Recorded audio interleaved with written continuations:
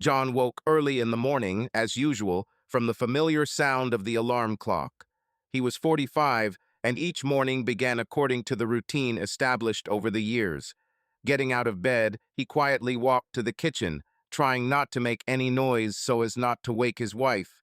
Mary could still doze for half an hour before getting up to prepare breakfast for both of them. In the kitchen, John put the coffee on and looked out the window. It was slowly getting light outside. A quiet suburban area of Michigan was waking up to a new day.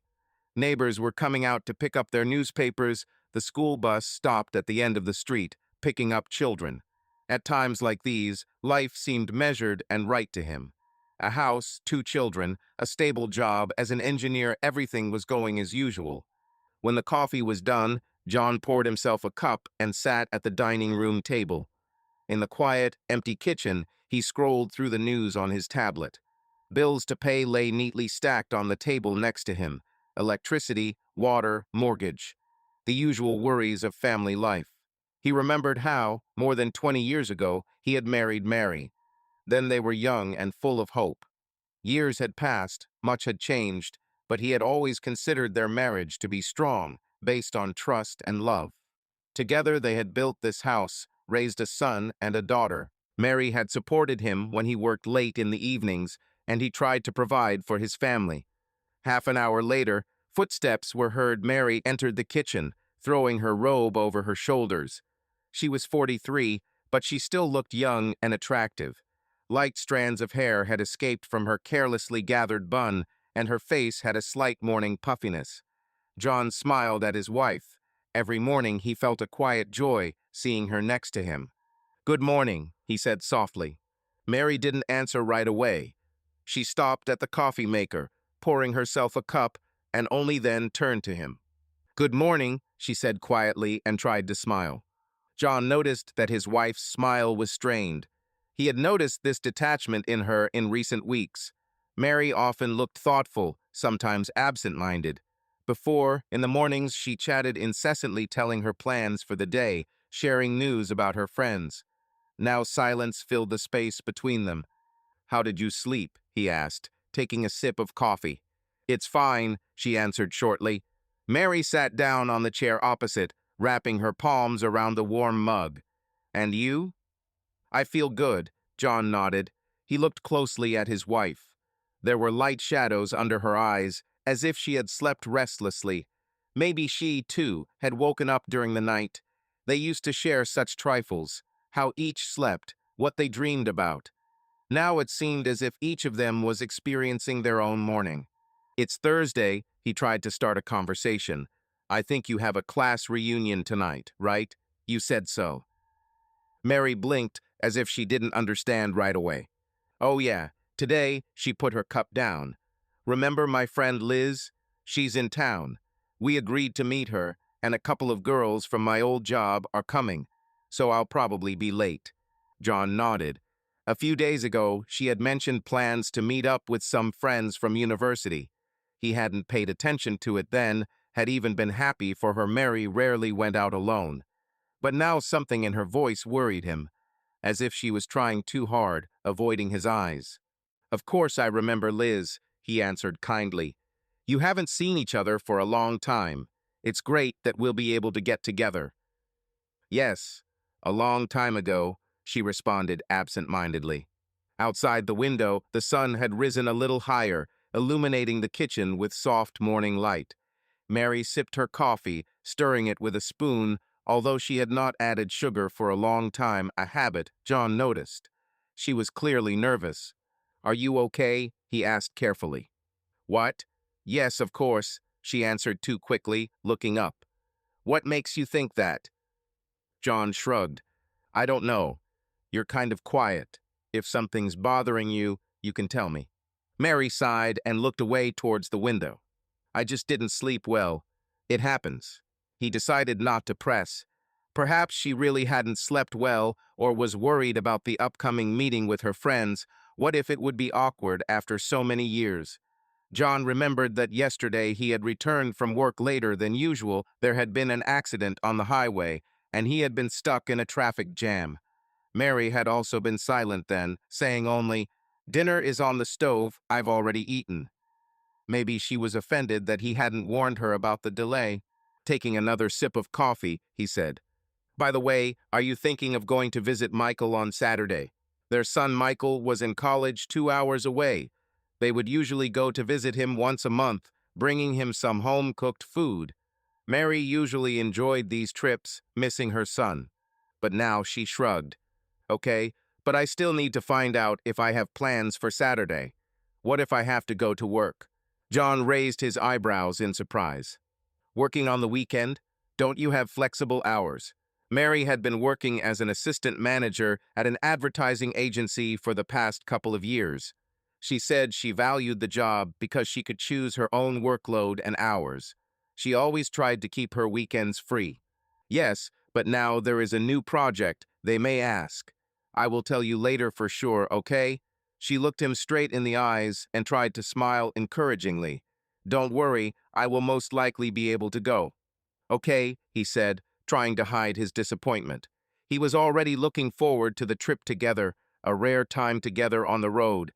If she refused, he would be sorry. A minute later, their 17-year-old daughter, Emily, ran into the kitchen with her backpack slung over her shoulder. She was hurrying to school, as always a little late. "Mom, Dad, hi," Emily blurted out as she ran, grabbing an apple from the table. "I have an early workout today. I'm going straight to the gym after school. Don't wait for dinner." Mary seemed to wake up and turn to her daughter. "Are you sure you won't have dinner at home? Maybe you'll have a normal snack before training."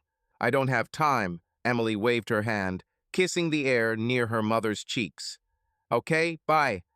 John only managed to raise his hand in response to his daughter's hasty bye.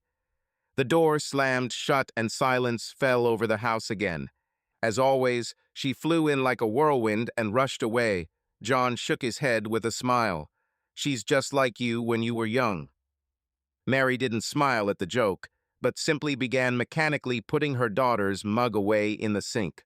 An awkward pause hung between the spouses.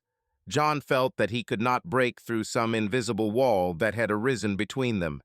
Previously, they would have laughed together at the teenager's fussiness and discussed plans for the evening. Now the conversation did not go well. He stood up, walked up to his wife, and lightly hugged her shoulders. "Is everything okay? You know I love you." Mary froze for a moment, then turned to face him. Something flashed in her eyes, either sadness or guilt, but she quickly lowered her eyelashes. "I love you too," she said quietly and touched his hand with hers. Her fingers were cold. John frowned slightly, but at that moment he glanced at his watch. It was time to get ready for work. He kissed Mary on the cheek and let her go. "We'll call each other this afternoon," he said as he walked towards the bedroom to change into his office clothes. "Yes, of course," she answered after him. Half an hour later, John was pulling out of the garage in his black sedan. He saw Mary in the rearview mirror as she stepped out onto the porch, watching him go. He waved at her, and she raised her hand in return, but he saw no smile on her face. On the way to work, John couldn't help but wonder, what's going on? Maybe Mary was just stressed or had hormonal changes age, the beginning of menopause, who knows? She hadn't complained about her health, but emotional outbursts at her age are not uncommon. Maybe she should see a doctor or take a rest. Maybe I should surprise her, he thought. For example, invite her to a restaurant next week to take her mind off things. In recent years, he and his wife rarely went out together. Everyday life was too much. Work, home, children. Romance had somehow faded into the background. He remembered the last time he gave her flowers. It seemed to be on their wedding anniversary 6 months ago. Yes, perhaps it would be worthwhile to refresh their relationship with a small token of attention. These thoughts calmed him a little. At a traffic light, he typed a short message, "Have a nice day, love," and sent it to Mary. Then, while the traffic was dragging, he ran to the flower shop app and chose a small bouquet of roses to be delivered to her at work by noon. He wanted to see her smile, a real one, not the forced mask he had seen this morning. Maybe the flowers would cheer her up.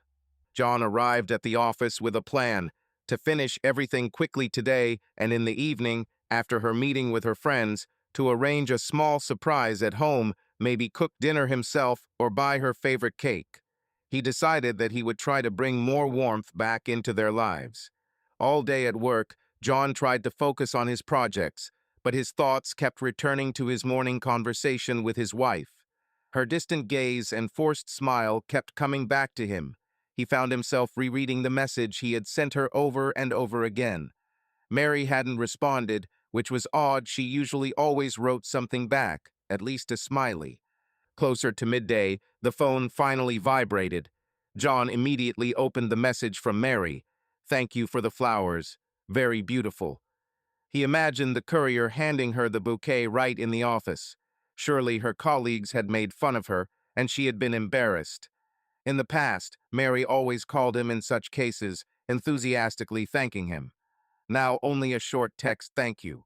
Well, at least she smiled when she received the flowers. Probably. "I'm glad you liked them," he replied immediately. His fingers hovered over the keyboard, wanting to add something else, like "I love you" or "You're the best." But for some reason he felt unsure. Instead, John simply sent a smiley face in response to her gratitude. In the evening, having finished all his chores early, John stopped at a bakery and bought a small strawberry cake, Mary's favorite cake. He wanted to do something nice for her. Let her spend time with her friends, but come home, and here's a surprise: they'll drink tea and eat cake together. She'll tell him about the meeting, maybe reminisce about their youth. He hoped to see her lively again, chatting about all sorts of trifles like before. The house was quiet. Emily hadn't returned from practice yet, and Mary seemed to have already left for a meeting. On the kitchen table, John found a note from his wife. "Eaten dinner. There's lasagna in the fridge for you. Be back late. Don't wait up. Love, M." Her handwriting was a little more sprawling than usual, as if she had been in a hurry, scribbling the note on the run. He took the piece of paper and read the words "love" a few times. It warmed his heart a little, although he still felt some distance. Okay, maybe he was worrying for nothing. He put the cake in the refrigerator, deciding to take it out later when Mary returned. Emily arrived around 7 in the evening, tired after basketball practice. John warmed up dinner for his daughter and joined her at the table. "Where's Mom?" Emily asked, spreading butter on her bread. Her workouts had made her hungry as hell. "She went to meet her friends," John answered, taking a sip of water. "Remember Aunt Liz? They were getting together today." "Oh, I see." The girl shrugged. "Well, it's good that Mom got out. She rarely goes anywhere." "That's true," he agreed, trying to sound lighthearted. "It's good for her to unwind." "By the way, you don't really go out anywhere either, Dad," Emily noted with a slight smile. "Except for fishing with Uncle Mark sometimes." John chuckled. "Work, home, you know me. But you're right, I need to rest more often." "Aha." Emily was already tucking into her lasagna. After a moment's silence, she asked, "Are you okay?" The question came unexpectedly. John looked at his daughter carefully. "In what sense?" "Well, I don't know," Emily shrugged, staring at her plate. "You and Mom have been kind of quiet lately. Are you arguing or something?" John hastened to assure. "No, what are you saying? We're both just busy and tired. Everything's fine." The daughter nodded, although she didn't look entirely convinced. "Okay, I was worried. You guys have really been distant from each other lately." These words stung him slightly. If even a child noticed the cooling, it must have been real. He tried to diffuse the situation. "All couples calm down over time. There is less romance, but that doesn't mean there are problems. Don't worry, honey." Emily smiled weakly and asked no more questions. After dinner, the daughter went to do her homework and soon went to bed, tired.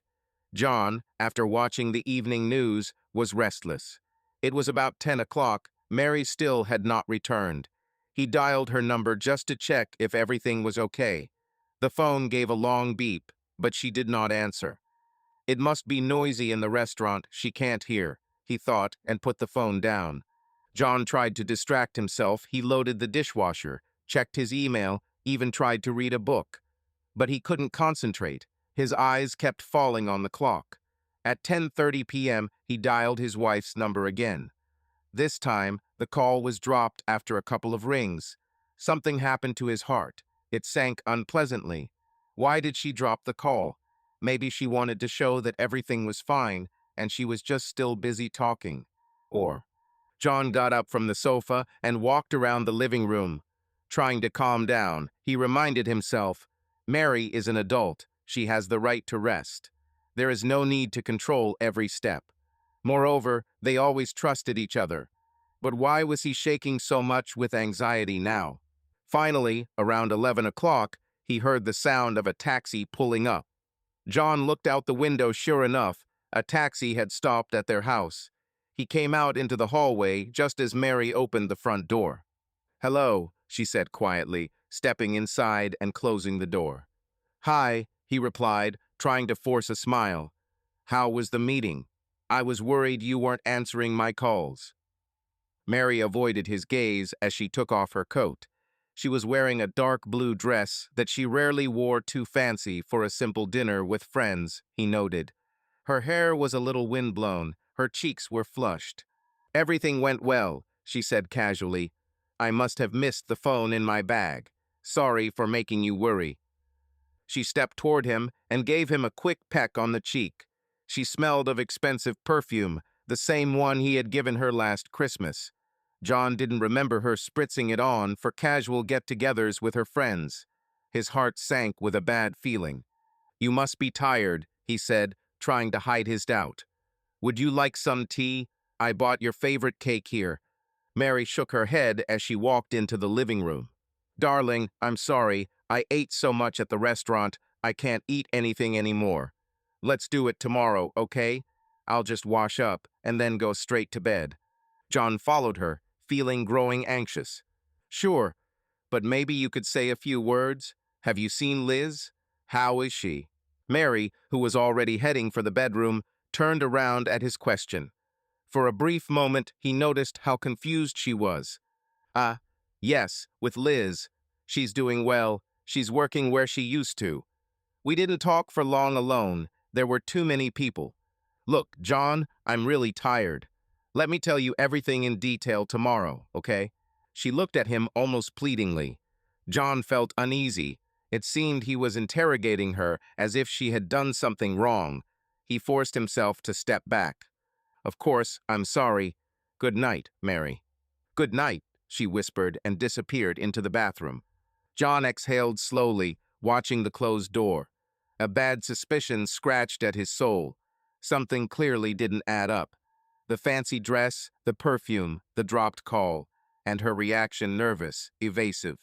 He picked up her abandoned purse from the floor and mechanically placed it on the dresser. A check was sticking out of the side pocket. John glanced at it, a check from an expensive restaurant in the city center, dated this evening for 2 people. The bill was impressive, clearly not from coffee with a girlfriend. His heart twitched painfully. The check said, 2 people. His fingers trembled as he released the thin sheet of paper. John swallowed convulsively. His throat was dry. He quietly walked away, trying to stop his hands from shaking. Of course, Liz might have been alone with her. But why 2 people then? Mary said there was company. His head was boiling with heavy thoughts. He went into the kitchen, trying to catch his breath. He grabbed a glass of water. The water at least brought back a little sense of reality. No, it's just paranoia, he convinced himself. Maybe her friends couldn't make it, and Mary was left with just Liz. 2 people, she and Liz, it all made sense. Then why didn't she mention that the others didn't show up? And apparently she was the one paying. The sum was large. Maybe she paid for both. John seized on the idea. Yes, that was it. Mary must have decided to treat her old friend. However, a worm of doubt would not leave him. He remembered her look guilty and tired. And the perfume. John barely slept a wink all night. Mary lay down, facing the wall, citing fatigue. He lay next to her, staring at the ceiling. As soon as he closed his eyes, unpleasant images appeared. Mary was sitting at a table in a restaurant, not with her friend, but with some man. There she was laughing, leaning closer to him. There he was touching her hand. John opened his eyes abruptly, driving away the vision. He turned his head and looked at his sleeping wife. Her quiet, even breathing could be heard in the darkness. In the dim light of the street lamp, breaking through the curtains, he could make out her silhouette, the familiar and close body with which they had shared a bed for so many years. Could she really betray his trust? John had never seriously considered cheating in their marriage before. It seemed like something from someone else's life. Yes, it happens, someone cheats, families fall apart. But their family was strong, he was sure. They loved each other. Mary had always seemed faithful to him. She herself spoke disdainfully of colleagues who went left. And yet, now fear had settled in his soul. John remembered how his wife had clearly become distant in the last few months.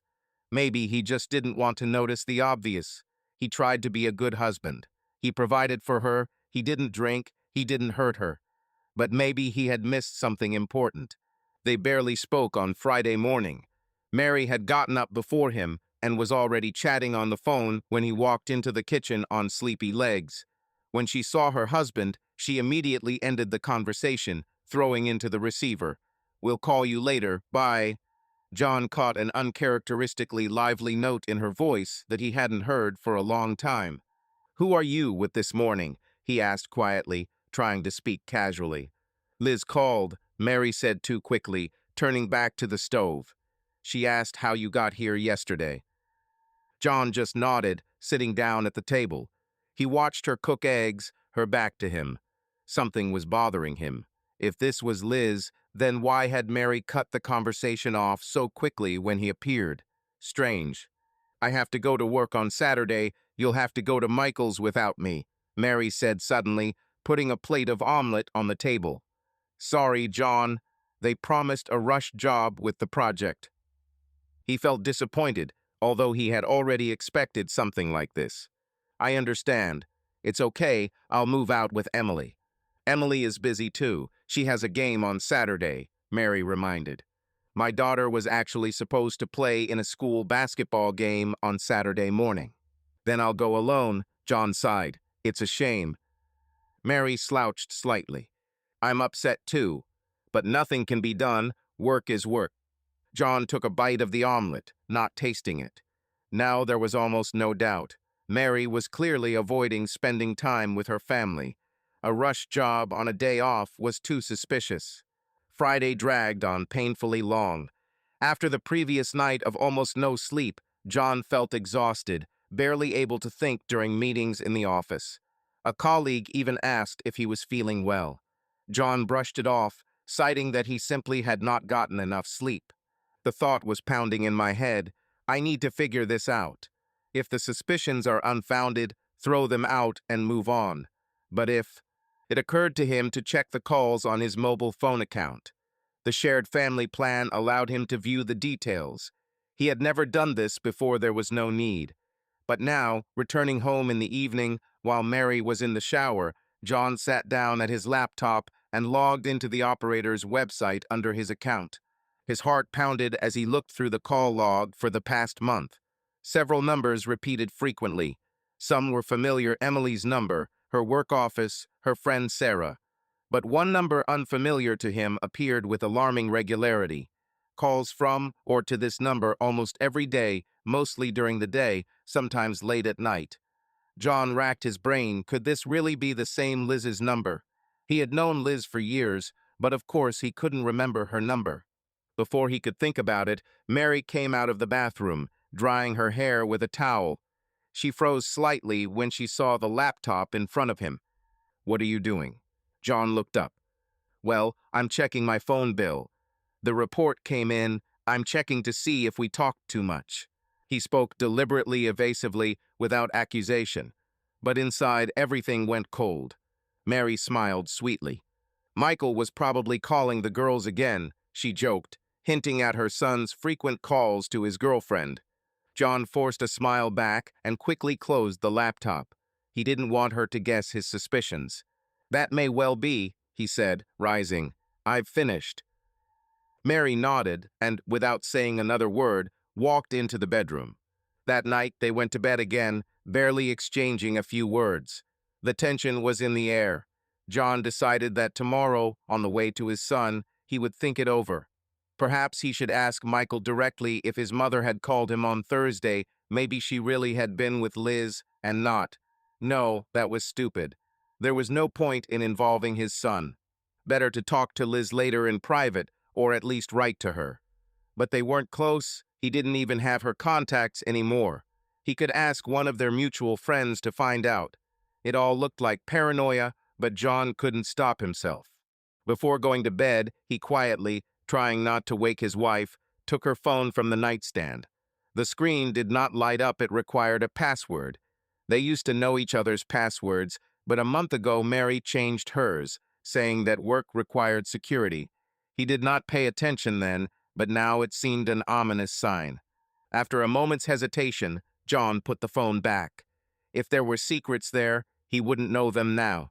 All the next day, Saturday, on his way to college to see his son, he fought the urge to call the mysterious number he'd found in the call details.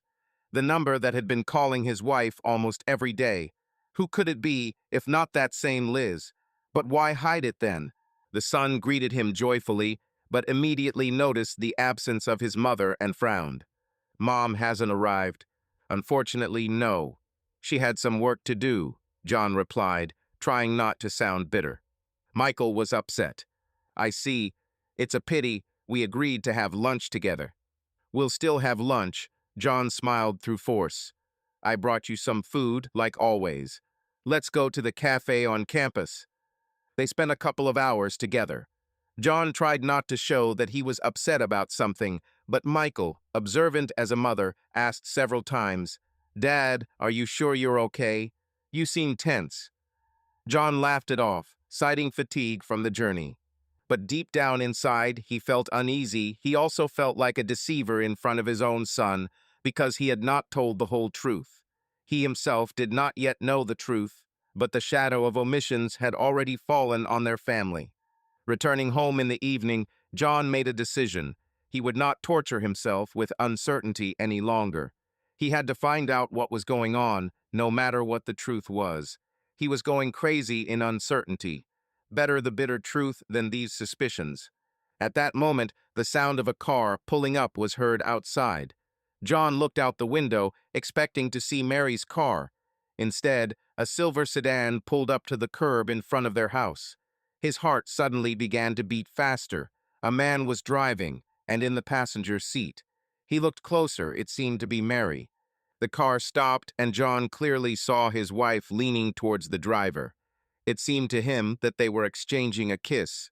Everything in his chest went cold. Mary got out of the car, adjusting her bag on her shoulder. The car immediately started moving and drove away without even turning off the engine. John stood rooted to the spot, looking through the curtain. He wanted to think he had made a mistake, but the scene was too telling. His face seemed frozen, his hands trembled. He heard the front door open. "John, are you home?" came his wife's voice. He didn't answer. He walked slowly into the hallway. Mary was standing by the door, taking off her coat. When she saw her husband, she smiled tiredly, it seemed to him, but she smiled nonetheless. "Hello, are you back yet? How is Michael?" John was silent, looking at her. Her cheeks were flushed from the cold, her eyes were shining. She looked excited, animated, clearly not exhausted by the rush. "Michael's fine," he finally answered hoarsely. "Who gave you a ride?" He saw her shoulders tense. "A colleague," she said quickly. "We just happened to be working together today, and he gave me a lift on the way." "A colleague," John echoed. The voice sounded foreign even to him. Very kind of him. Mary paled slightly. She stepped closer, reaching out to touch his hand. "John, dear, you seem out of sorts. Are you tired?" He took a half step back, avoiding her touch. A flurry of questions, pain, anger burst from his chest. But he held back, only asked coldly. "His name is Brian."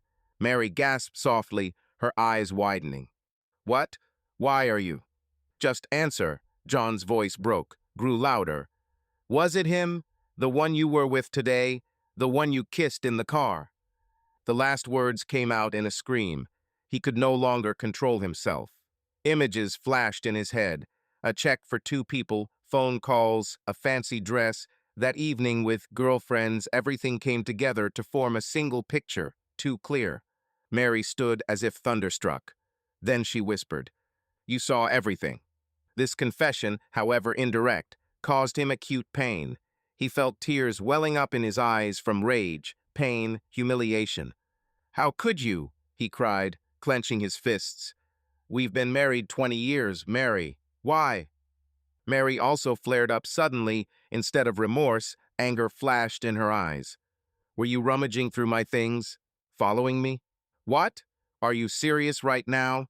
He couldn't believe his ears. "After everything, you're blaming me?"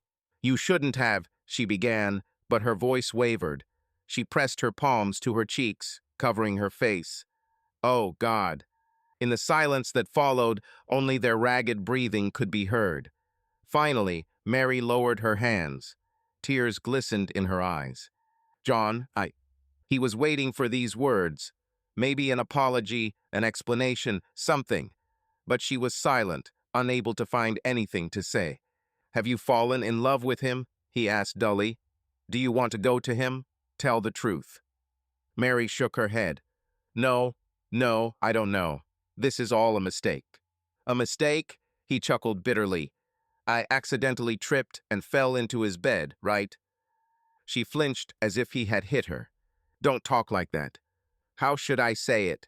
John's voice rose to a shout again, but he immediately lowered it, realizing that Emily could return at any moment.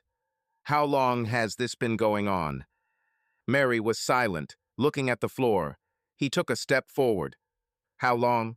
"3 months," she whispered barely audibly. John squeezed his eyes shut, as if he had been hit. 3 months of lies. While he hadn't suspected anything, his wife had been seeing another man. The pain surged back with renewed force. "Why?" he asked helplessly. "What did I do wrong? Why did you do it?" Mary covered her face with her hands and burst into tears. "I didn't want to hurt you. The words came out through tears. "I don't know how this happened." He stood there, looking at her shaking shoulders, and felt the ground slipping away from under his feet. Everything he had believed in all these years was destroyed in that moment. "You don't know." Bitterness and sarcasm sounded in his voice. "Accidentally? Unintentionally? You deceived me, our children, for 3 months. The children don't know anything." She sobbed, wiping away her tears with trembling hands. "For now," he snapped harshly. "What were you going to do next, huh? Continue this life on 2 fronts, or go to him? What do you want, Mary?" She shook her head, unable to find an answer. "I don't know." John felt that he was on the edge, too. The lump in his throat made it hard to speak. His eyes burned. He had never cried in front of her in all these years. He thought he had to be supportive, strong. But now the tears came treacherously. "If you love him, leave," he said hoarsely. "Just tell him straight out." "I don't love him," she exhaled instantly, looking into his eyes. It was an affair, a flash. I got confused." "Roman." He echoed, shaking his head. "Wonderful." For a moment, they just looked at each other, confused, broken. Then John said quietly, "I can't stand this now. I need to go out." He turned around and, ignoring her alarmed cries, grabbed his jacket and ran out into the street. The fresh evening air hit his face, cooling his burning skin. His heart was pounding like crazy. John got into the car and slammed the door. His hands were shaking so much that he sat there for a few minutes, holding the steering wheel and trying to control himself. Mary's silhouette was visible from the window of the house, standing with her hands over her mouth. He didn't want to see her now. John turned on the ignition and pulled out of the yard, not really knowing where to go. Just away from this waking nightmare. His chest was filled with emptiness and pain. His wife had cheated on him. His life would never be the same. John drove aimlessly, winding through the suburban night streets. The silence rang in his ears. His head was a mess. He tried to focus on the road. The headlights snatched stripes of asphalt from the darkness, The rare oncoming cars rushed past. His heart was still pounding, his breathing was ragged. Finally, feeling that it was dangerous to drive any further in his condition, he turned into an empty parking lot near a closed store. Stopping the car, John dropped his head into his hands, leaning on the steering wheel. He was shaking all over. The scene at the house was before his eyes, Mary getting out of a stranger's car, tears in her eyes, her confession. 3 months, these words echoed in his mind. For 3 months she had been deceiving him, living a double life. He pounded his fist on the steering wheel, clenched his teeth to keep from screaming in pain and rage. After a while, the trembling gradually subsided, replaced by heavy fatigue. John wiped his wet eyes with the back of his hand. It turned out he had been crying without even noticing it. A dull pain throbbed in his head. What to do now? He couldn't go home, not now. See Mary? No, that was impossible. He dug in his pocket for his phone. The screen was lit up with a dozen missed calls, almost all from Mary. There were also 2 text messages, the first short, "Forgive me," the second longer, begging her to come back and talk. John deleted the messages without reading the rest. Tears were blurring his eyes again. His hand automatically dialed Mark's number, his best friend, who had known him since college. "John, hi," came the cheerful voice of a friend in the receiver. Apparently, he was not asleep yet. Hearing the familiar warm voice, John felt a lump in his throat. He was silent for a few seconds, gathering his courage, and then said in a hoarse voice, "Mark, can I come? I feel really bad." There was silence on the line. Then Mark asked worriedly, "Sure, come. Where are you now? What happened?" John just shook his head, although his friend couldn't see it. "I'll tell you when we meet. Mark, it's important." "Come immediately," the friend said firmly. "I'll be waiting. Can you drive?" "Yes," John answered barely audibly. He hung up, took a few deep breaths to try and clear away the tears that were welling up, and started the car. It was about a 20-minute drive to Mark's house. When John pulled up, a familiar figure stood in front of a small house with a burning porch. Mark had come out to meet him. John turned off the engine and climbed out. He was staggering from exhaustion. Mark was instantly there. "Damn, what do you look like? Let's go inside." His friend put his arm around his shoulders and, taking the car keys, practically pushed him in. In the hallway, Mark helped John take off his jacket. "Sit down, I'll be right there," he said, seating the guest on the soft sofa in the living room. The house smelled of something cozy, coffee and burning candles. Mark was clearly seriously worried. A minute later, he returned with a cup of hot tea. "Here, drink this," he said quietly, holding out the mug. John wrapped his trembling hands around the hot cup and took a few sips. The warmth spread through his chest, and this unexpectedly brought on another bout of crying. He lowered his head, tears gushing from his eyes. Mark sat down next to him, putting his hand on his back. "John, brother, what happened? You can tell me." Somehow managing to control his sobs, John squeezed out, "Mary, I just found out that she cheated on me." He said these words and was amazed at how they sounded, as if it was not about his life, but about someone else. "My wife cheated on me," a phrase from someone else's misfortune, not about him. But no, now it's his too. Mark turned pale. What? Mary? Are you sure?" John nodded, wiping his eyes. "Yes, I saw it myself. She dated someone else for 3 months." The friend cursed under his breath and clenched his fists. "What a piece of crap. I'm sorry, I can't believe it. Mary, she always seemed so. I don't know what to say." John smiled bitterly through his tears. "I don't know what to think either." He took a sharp breath and began to tell his story, choppily, stumbling, but gradually he laid out everything. How he had long suspected something was wrong, about the meeting with the girlfriends, about the check from the restaurant, about today's scene with the car and their conversation, if it could be called a conversation. Mark listened silently, only his jaw clenched tighter and tighter, and his eyes darkened with anger. When John finished speaking, both of them were silent for a while. Only the old grandfather clock in the corner quietly ticked, and the refrigerator hummed behind the wall. Mark finally sighed heavily. Damn, I'm so sorry, buddy. I couldn't even imagine. What is she now? Has she gone to this? John shook his head. She says she doesn't love him, like it's just an affair. She said she doesn't know why. She cried, asking for forgiveness. But what's the point? He leaned back wearily on the sofa again. His strength had finally left him. Mark squeezed his shoulder. What are you going to do? I have no idea. John breathed out. My head is spinning. I haven't thought beyond that moment. I just left, otherwise. He stopped, imagining how he could have lost his temper. Otherwise what? Mark asked quietly. John ran his hands over his face. It's scary to even think about it. I could have said or done something that I would later regret. It's good that I left. Mark nodded.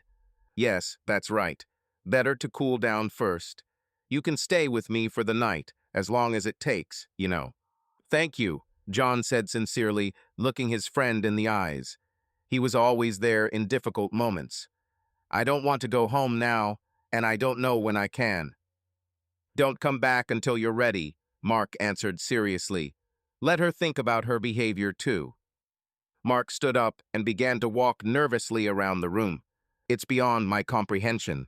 You've been together for so many years. What the hell did she need? John just threw up his hands. Maybe I didn't pay attention somewhere. She said she was confused. But what did I do to deserve this? Mark stopped and turned to him. You didn't deserve it. Don't you dare blame yourself, okay?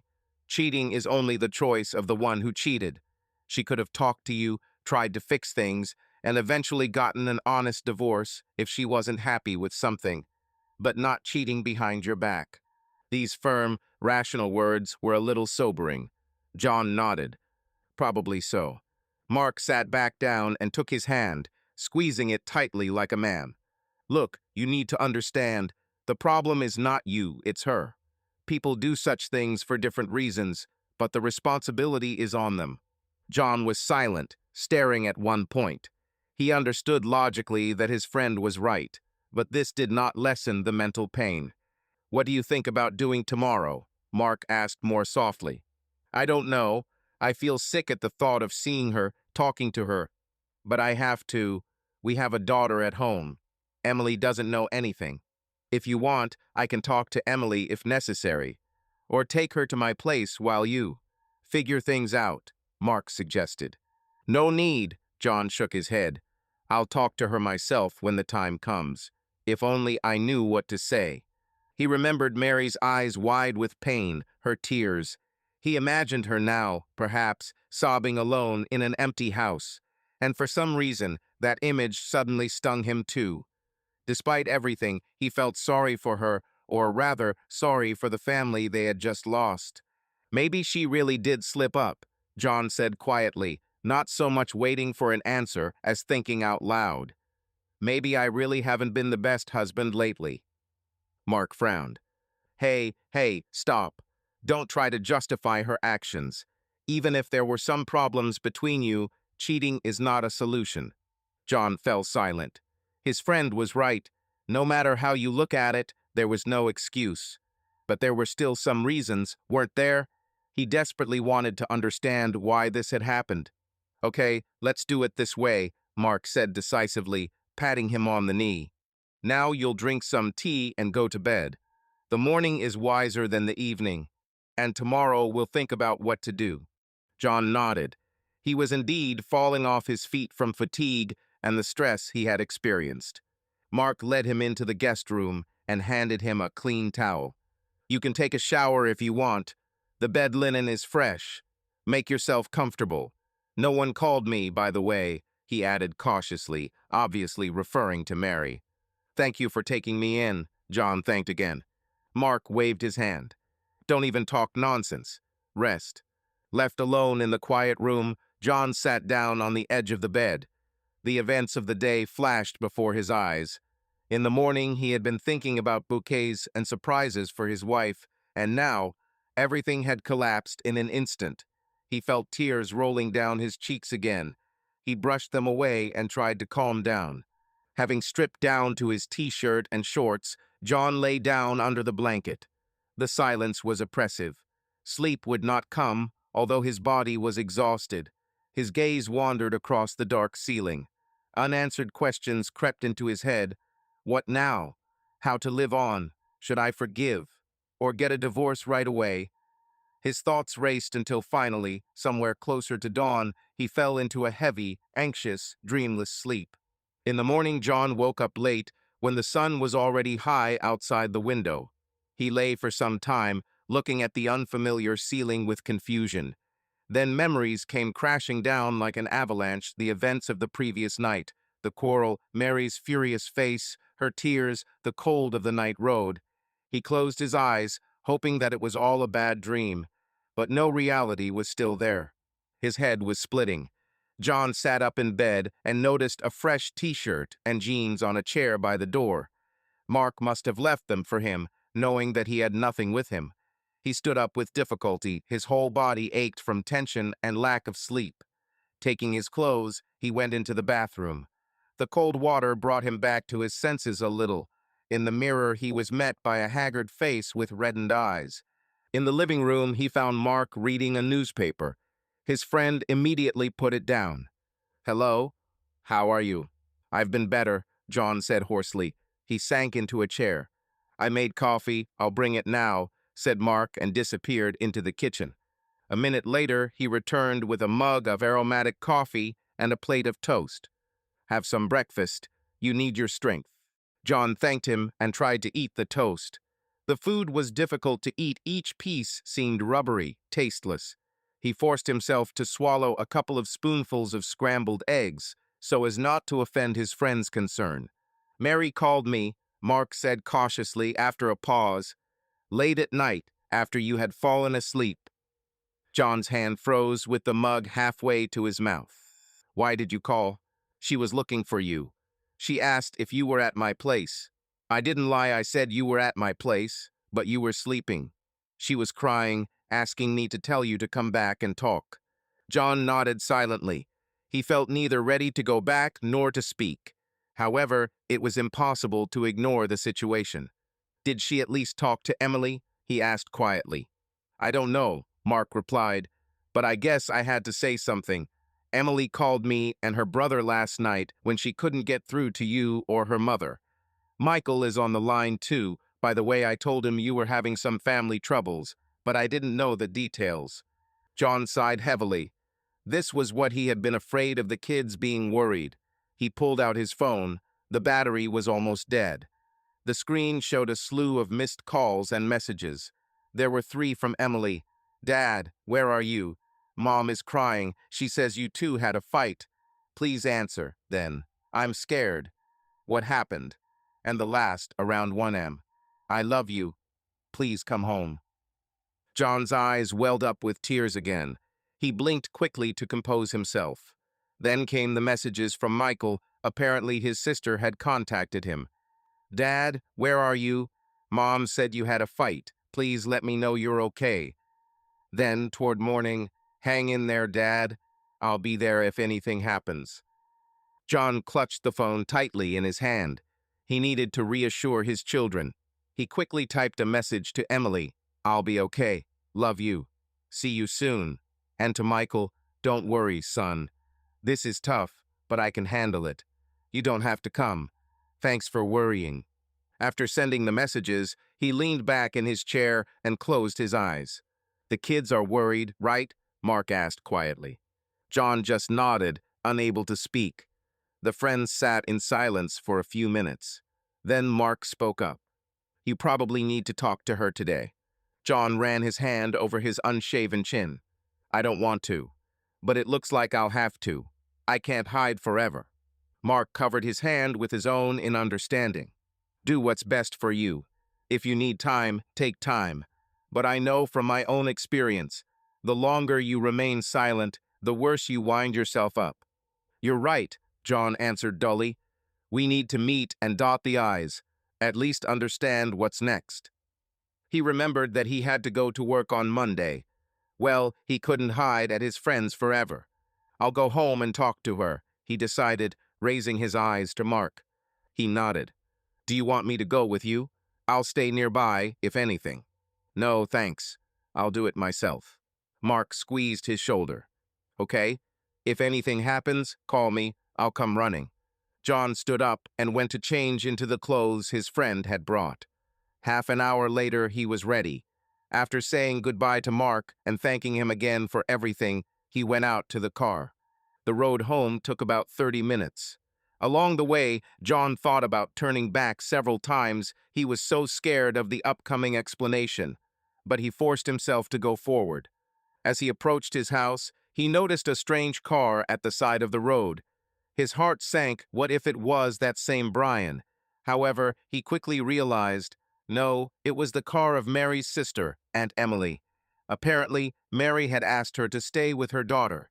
John frowned deeply. It turned out that his wife was afraid of talking to her daughter alone, or Emily called her aunt in a panic.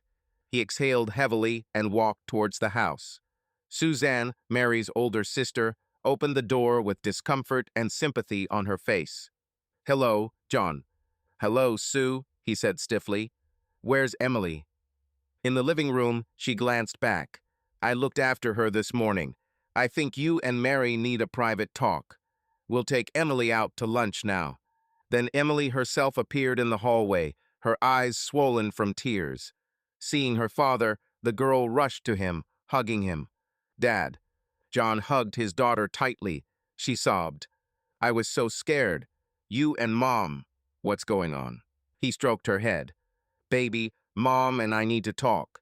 You go with Aunt Sue, okay? I'll explain everything later. Emily shook her head. No, I won't leave until you make peace. From the depths of the house came a soft sound, like someone sobbing. Mary was probably listening from somewhere in the hallway. Aunt Sue took Emily's arm. Darling, let's go. We won't bother them. Emily reluctantly let go of her father. Do you promise that everything will be okay? She asked quietly, with hope and fear. John didn't know what to say. He glanced at Suzanne, who said softly, Amy, let the parents decide for themselves. The daughter, dejected, headed for the exit together with her aunt. Turning around on the threshold, she said in a trembling voice, I love you both. A lot. We love you too, John replied, feeling a lump in his throat. When the door closed, a tense silence fell over the house. John stood in the hallway, gathering his courage. Finally, he walked slowly into the living room. Mary was sitting on the sofa. She quickly stood up when she saw her husband. She looked terrible. Her eyes were red, with dark circles under them. Her hair was pulled back carelessly. She was wearing a simple sweater and jeans, no makeup. It seemed she had aged 10 years that night. For a few seconds, they simply looked at each other. Then Mary broke the silence with a sob. Thank you for coming back. John closed his eyes for a moment, trying to contain the storm of emotions. He nodded slowly. We need to talk. Yes, she whispered. To talk, God, John, I. She took a step towards him, but he immediately raised his palm, stopping her. No, please keep your distance. Mary stopped. Pain flashed across her face, but she obediently lowered her hands and did not come closer. Okay, as you say. John walked over to the chair opposite the sofa and sat down. Mary sank back onto the edge of the sofa. There was a glass coffee table between them, a seemingly vast abyss. There was a heavy pause. John didn't know where to begin. The only thing pulsating in his head was, why? How could you? These questions tormented him endlessly. Finally, he spoke, trying to keep his voice even. I'm here to find out if there's a future for our marriage after what happened, and I want honest answers. Got it? Mary nodded, wiping her nose with a handkerchief. Yes, sure. First of all, tell me, did you end your relationship with... His throat tightened, and he spoke with difficulty. With this person. Yes, she exclaimed hotly. Yes, it's all over. I told him everything yesterday.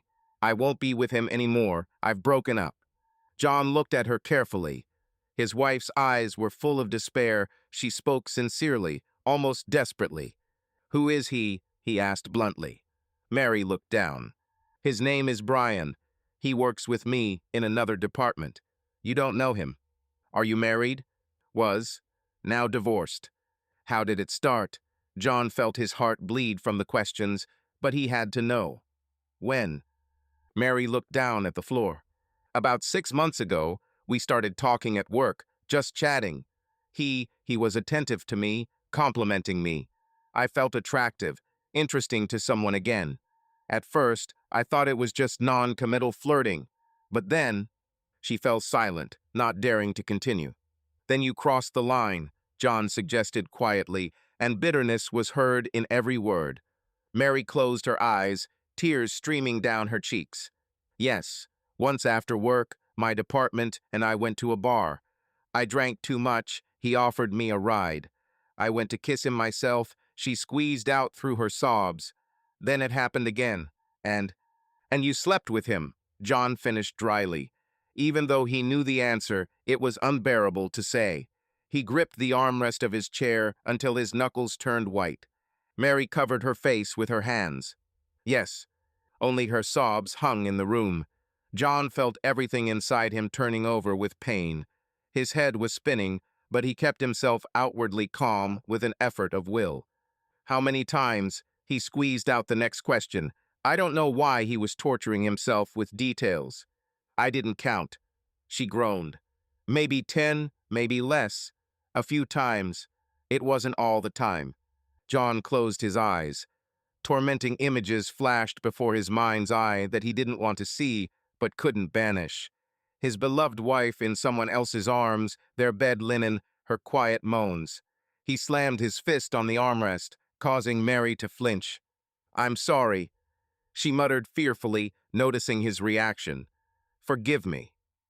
Why did you have an affair in the first place? He tried to sound cold, although inside he was seething. What were you missing, Mary? I have to understand. She sobbed, trying to pull herself together, and removed her hands from her face. The tears were still flowing, her voice trembled.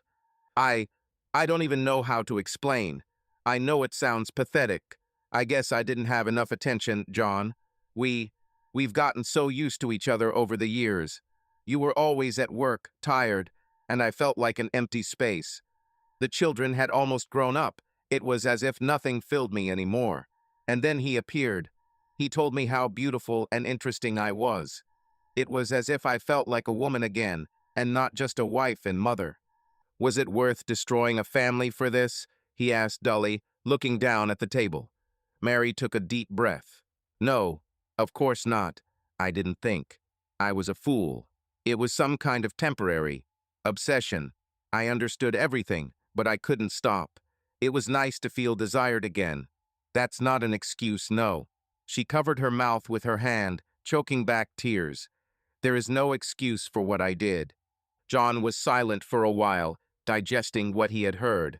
Conflicting feelings were battling in his soul. On the one hand, her words hurt him deeply. She thought he hadn't given her attention. He thought he was trying his best for the family. Hadn't he worked so that everyone had everything? Hadn't he always been faithful, caring? As for attention, perhaps he hadn't devoted enough time to romance. But then again, was that a reason? Do you even realize what you've done? He asked quietly, looking at his wife. With this action, you've destroyed all the trust between us. I trusted you for so many years and believed in you completely.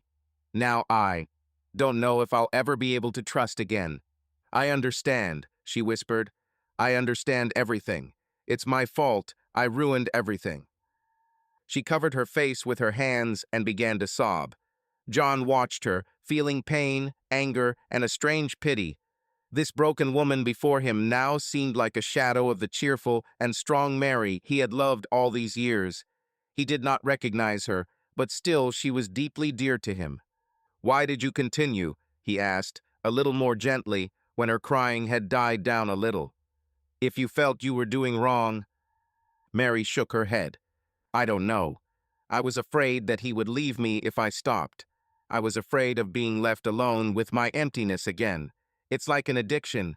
I hid, lied to myself that I was in control of the situation. But in reality, everything went further. I I already wanted to stop everything the other day, honestly. I was ashamed, disgusted to live a lie. But I didn't have time. You found out before I decided to confess. John smiled bitterly. Confess? You wanted to tell me yourself? Yes, she nodded, looking into his eyes through tears. I knew it couldn't go on like this. I was going to tell him everything and beg him to forgive me. But I'm a coward. I put it off every day, hoping that maybe it would just sort itself out. She lowered her head. When you gave me flowers yesterday, Mary whispered, it was like a blow to the heart.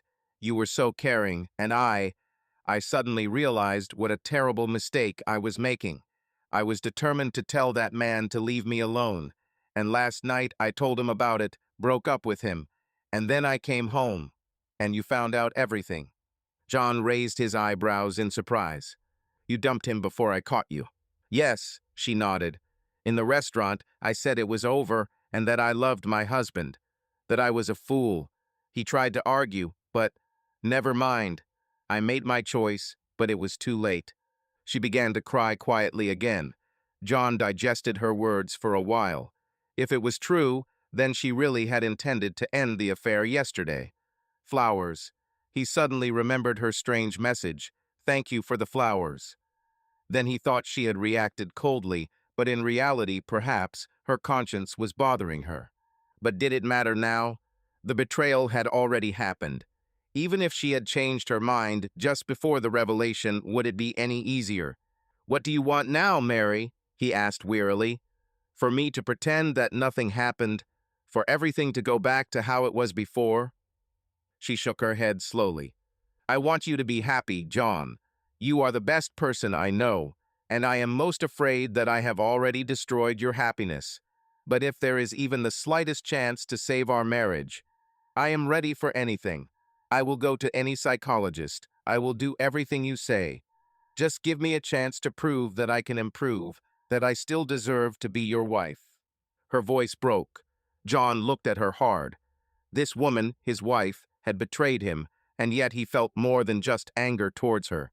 There was love deep inside, strange as it may seem.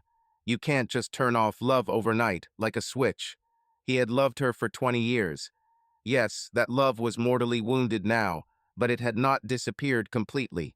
He rubbed his face with his hands. I don't know, Mary.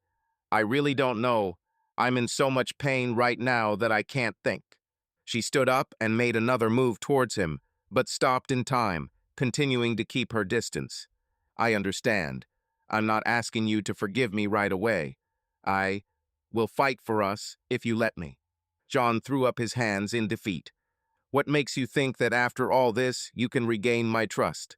I'll do anything, she repeated fervently. I'll quit if you want. I'll never lie to you again. I'll give you all the passwords, access, everything the phone. I'll report every day where I've been. I know it sounds humiliating, but I agree to any conditions. If only you'd let me fix what I've done. John's breath caught in his throat for a moment at such selfless determination. He hadn't expected it. There was a desperate sincerity in her words. She was ready to give him complete control of her life, if only he would give her a chance. He closed his eyes.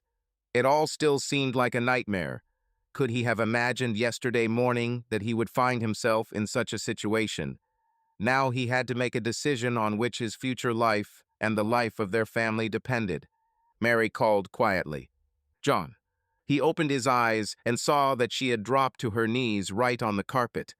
Through her tears, she looked at him pleadingly. Please, it's my fault, but I love you. I always have.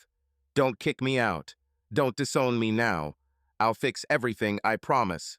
Her voice dropped to a whisper. Before him was a broken, desperate woman. John felt something inside him flutter. The image was heartbreaking. He stood up, confused. He wanted to go up to her, lift her up, calm her down. But he was afraid of his own weakness. Taking a few steps around the room, he said, Get up, don't.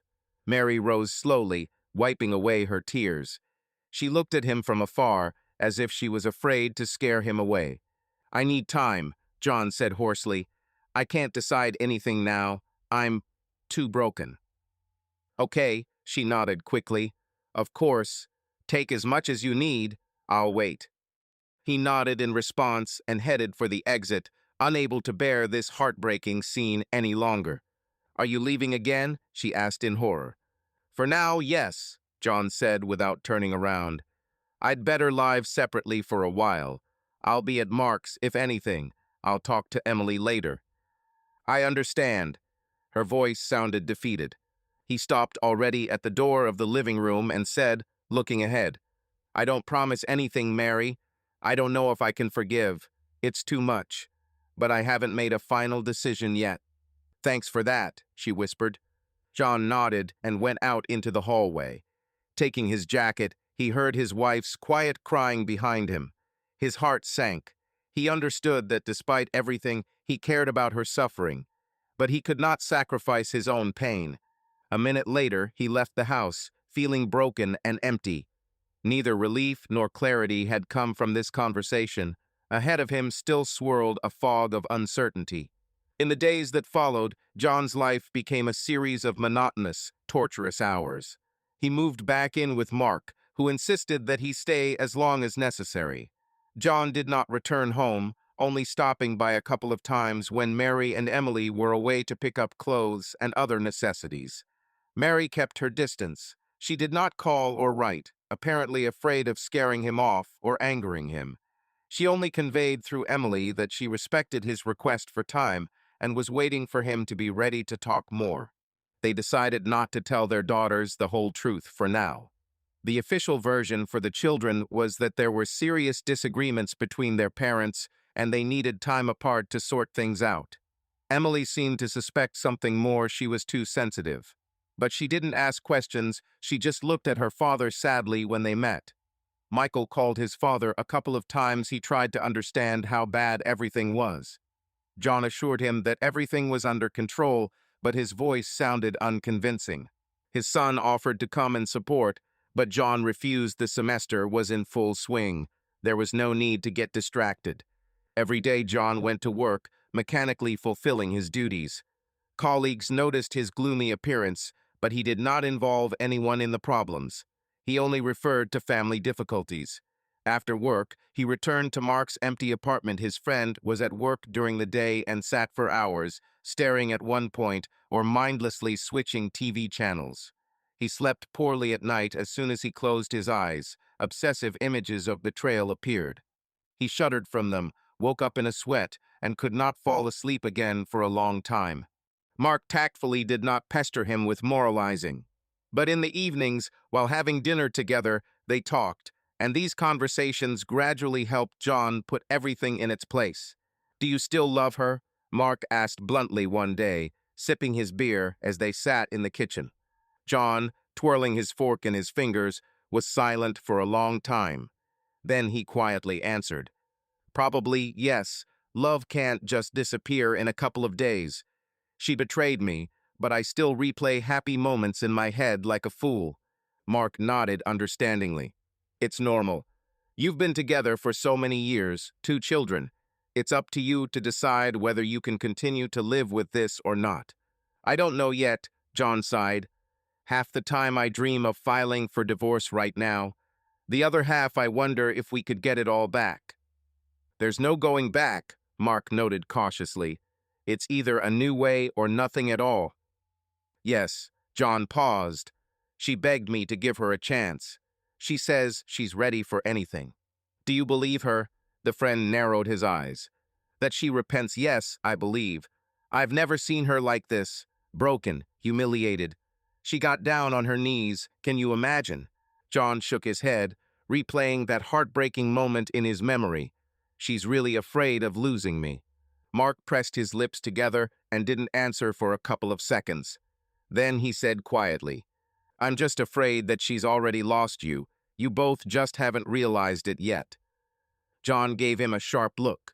Do you think it's all useless? I don't know, Mark shrugged. I honestly couldn't live with a woman who betrayed me, but I didn't have a family like that. You're a different matter. John tapped his fingers nervously on the table. I also thought that I couldn't, but now I don't understand myself. I often catch myself thinking that I want to hug her and tell her that everything will be fine to console her. And then I remember his hands on her, and disgust comes up. Tears in half. The friend nodded sympathetically. She started a mess, of course.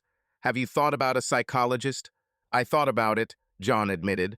She suggested going to family therapy, and I'm thinking, maybe it will help me at least sort out my feelings. Mark struck a match, lighting a cigarette, and took a drag. Well, that's an option. An outside perspective can sometimes help. Although don't expect miracles, no one will make the decision for you. I understand, John nodded. He was already thinking about bringing in a specialist. John had even secretly found a marriage counselor on a colleague's recommendation and scheduled a private meeting for the next week just for himself, without Mary. He wanted to talk to a psychologist alone first, to talk to someone who understood such traumas. Perhaps get advice on what to do next. At this one-on-one consultation, John cried in front of a stranger for the first time in years cried as he told the neat, middle-aged psychologist how his family was falling apart. She listened carefully, asking gentle questions. She explained to John that the trauma of betrayal was similar to post-traumatic stress. There might be intrusive memories, outbursts of anger, and excruciating pain that would subside over time, but the scar would remain for a long time. It takes time, she told him as they parted. Don't rush yourself into making decisions. Try to restore your emotional balance. If you decide to try to save the marriage, it will be hard work for both of you. If you decide to leave, it's also hard, but in a different way. Think about what you want. What exactly did he want? That was the hardest part. John's desires changed every 5 minutes. One day, he would imagine signing the divorce papers and feel a grim satisfaction at the justice of it. Next, he would think about how he could ruin his children's lives and his own by losing the woman he loved, and he would be overcome with fear and regret. After that consultation, he didn't go to Mark, but stopped at the city park. Sitting on a bench in the twilight, he finally dialed Mary's number. She answered right away, as if she'd been waiting. There was an anxious hope in her voice. "Hello?" John said quietly. "John." She breathed a sigh of relief. "How are you? How are you doing?" He paused. "Fine. Listen, I'm thinking that maybe it makes sense for us to try therapy. Together." There was silence on the other end, then a hasty response. "Yes, of course. I agree, whatever you say. I've already found out everything. We can sign up tomorrow." "I already have a contact," he interrupted. "I went to a consultation with a psychologist. She also conducts family sessions. If you want, I'll make an appointment for the near future." Mary seemed to be taken aback and didn't even immediately find what to answer. You've already gone, alone?" "Yes," he said dryly. "I decided not to tell you. I needed to figure it out." "I understand," she said quietly. "Thank you for deciding to give therapy a chance. I promise I'll be honest and do whatever the specialist says." "We'll see," was all John answered. They agreed to have their first session together on Saturday. The conversation was short and almost businesslike. Mary's voice was grateful and timid. She was clearly afraid of scaring away his determination. John found himself noticing that even this short conversation made his heart beat faster. And it wasn't out of malice, he simply missed her. He missed the calm warmth of her presence, the familiar family conversations. It was damn ironic. He missed the wife who had betrayed him. After hanging up, he sat for a long time, watching the lights in the park light up one after another. He had taken a step toward some kind of solution. What would come of it was unknown. But at least now there was hope that some kind of order would emerge from the chaos. In the remaining days before the therapy, John continued to live with Mark. He and Mary barely communicated, only exchanging a couple of neutral text messages about the organizational details of the meeting with the psychologist. Emily lived with her mother for now, but often called her father. John tried to be cheerful with his daughter on the phone, promising that soon they would have dinner together, the three of them, she, and Michael, as soon as he arrived for the holidays. His daughter seemed to believe him, but the sadness in her voice did not disappear. On Saturday morning, John arrived at the family psychologist's office at the appointed time.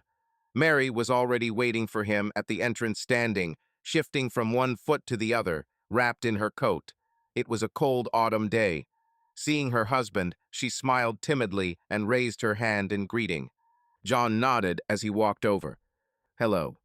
"Hello," she responded barely audibly. Together they went up to the third floor, where the psychologist's cozy office was located. It was the same Dr. Fisher with whom John had had an individual consultation. Seeing both spouses, she smiled affably and invited them to come in. Sitting in soft chairs opposite each other, John and Mary were silent, while the therapist gave an introduction to the rules of the work, complete frankness, a willingness to listen to each other, respect, no insults. This alone made John smile bitterly. He and Mary had hardly spoken in recent days, let alone insulted. Both were rather depressed. "So," the doctor began softly, folding her hands, "how would you describe why you are here today?" John remained silent, allowing Mary to answer first. She nervously crumpled her handkerchief in her hands. "We want to try to save our marriage," she said quietly. "It's my fault it's on the verge of falling apart. I made a terrible mistake, cheating, and I really want to earn his forgiveness and regain his trust." The doctor turned her gaze to John. "And you, John, do you agree with the goal that your wife formulated?" He coughed, feeling a dryness in his throat. I'm not sure if anything can be saved here, but I'm ready to try so that I don't regret later that I didn't do it. We were together for a long time. We have a family. I want to believe that not all is lost." "That's already a lot," the psychologist nodded. "Both are ready to try. To begin with, let's take turns expressing what each of us feels now and how we see the problem." She asked John to begin. He hesitated a bit, collecting his thoughts, then spoke quietly. "I feel pain, anger, disappointment. It seems to me that everything I knew about our marriage has collapsed. The last month has been like a bad dream. I love my wife, but at the same time I despise her for betraying me, and I don't know how to cope with these contradictions." He fell silent, looking down. The doctor thanked him and asked Mary to share her feelings. She began in a breaking voice. "I feel shame and guilt.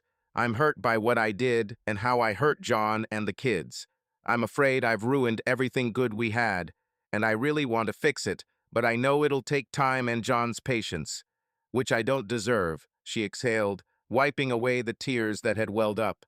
"I'm afraid it's too late." "Thank you," the therapist said calmly. "Your feelings are clear and understandable. Let's discuss how we can move forward." The rest of the conversation was conducted under the unobtrusive guidance of Dr. Fisher. She asked both of them to speak frankly about their experiences, about what they wanted. It was not easy for John. He tried to hold on in front of Mary, but in the psychologist's office, it rolled over him again. In a breaking voice, he spoke about how it hurt him every morning to wake up and remember that this was not a nightmare, but reality. How he could not touch his wife without images of her betrayal in his head. How he lost confidence in himself, constantly thinking how he was worse than that other guy. Mary cried as she listened to him. When she was given the floor, she repeated her apologies through her tears. She said that she did not blame her husband for anything, that the problem was in herself, in her insecurity, in her fear of growing old, in her stupid desire to feel young and desirable. She admitted that now she hated herself for not appreciating what she had.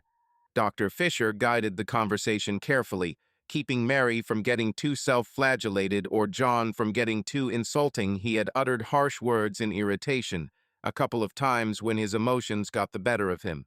The psychologist explained that if they were to rebuild trust, there was a long way to go. First of all, a complete break in all contact with the other man, honesty in everything, openness. Mary nodded, agreeing to everything. She had already done this. She had quit her job last week to avoid running into Brian. She told John about it now. "You quit?" he asked again, raising his eyebrows in surprise. "Yes," she confirmed quietly.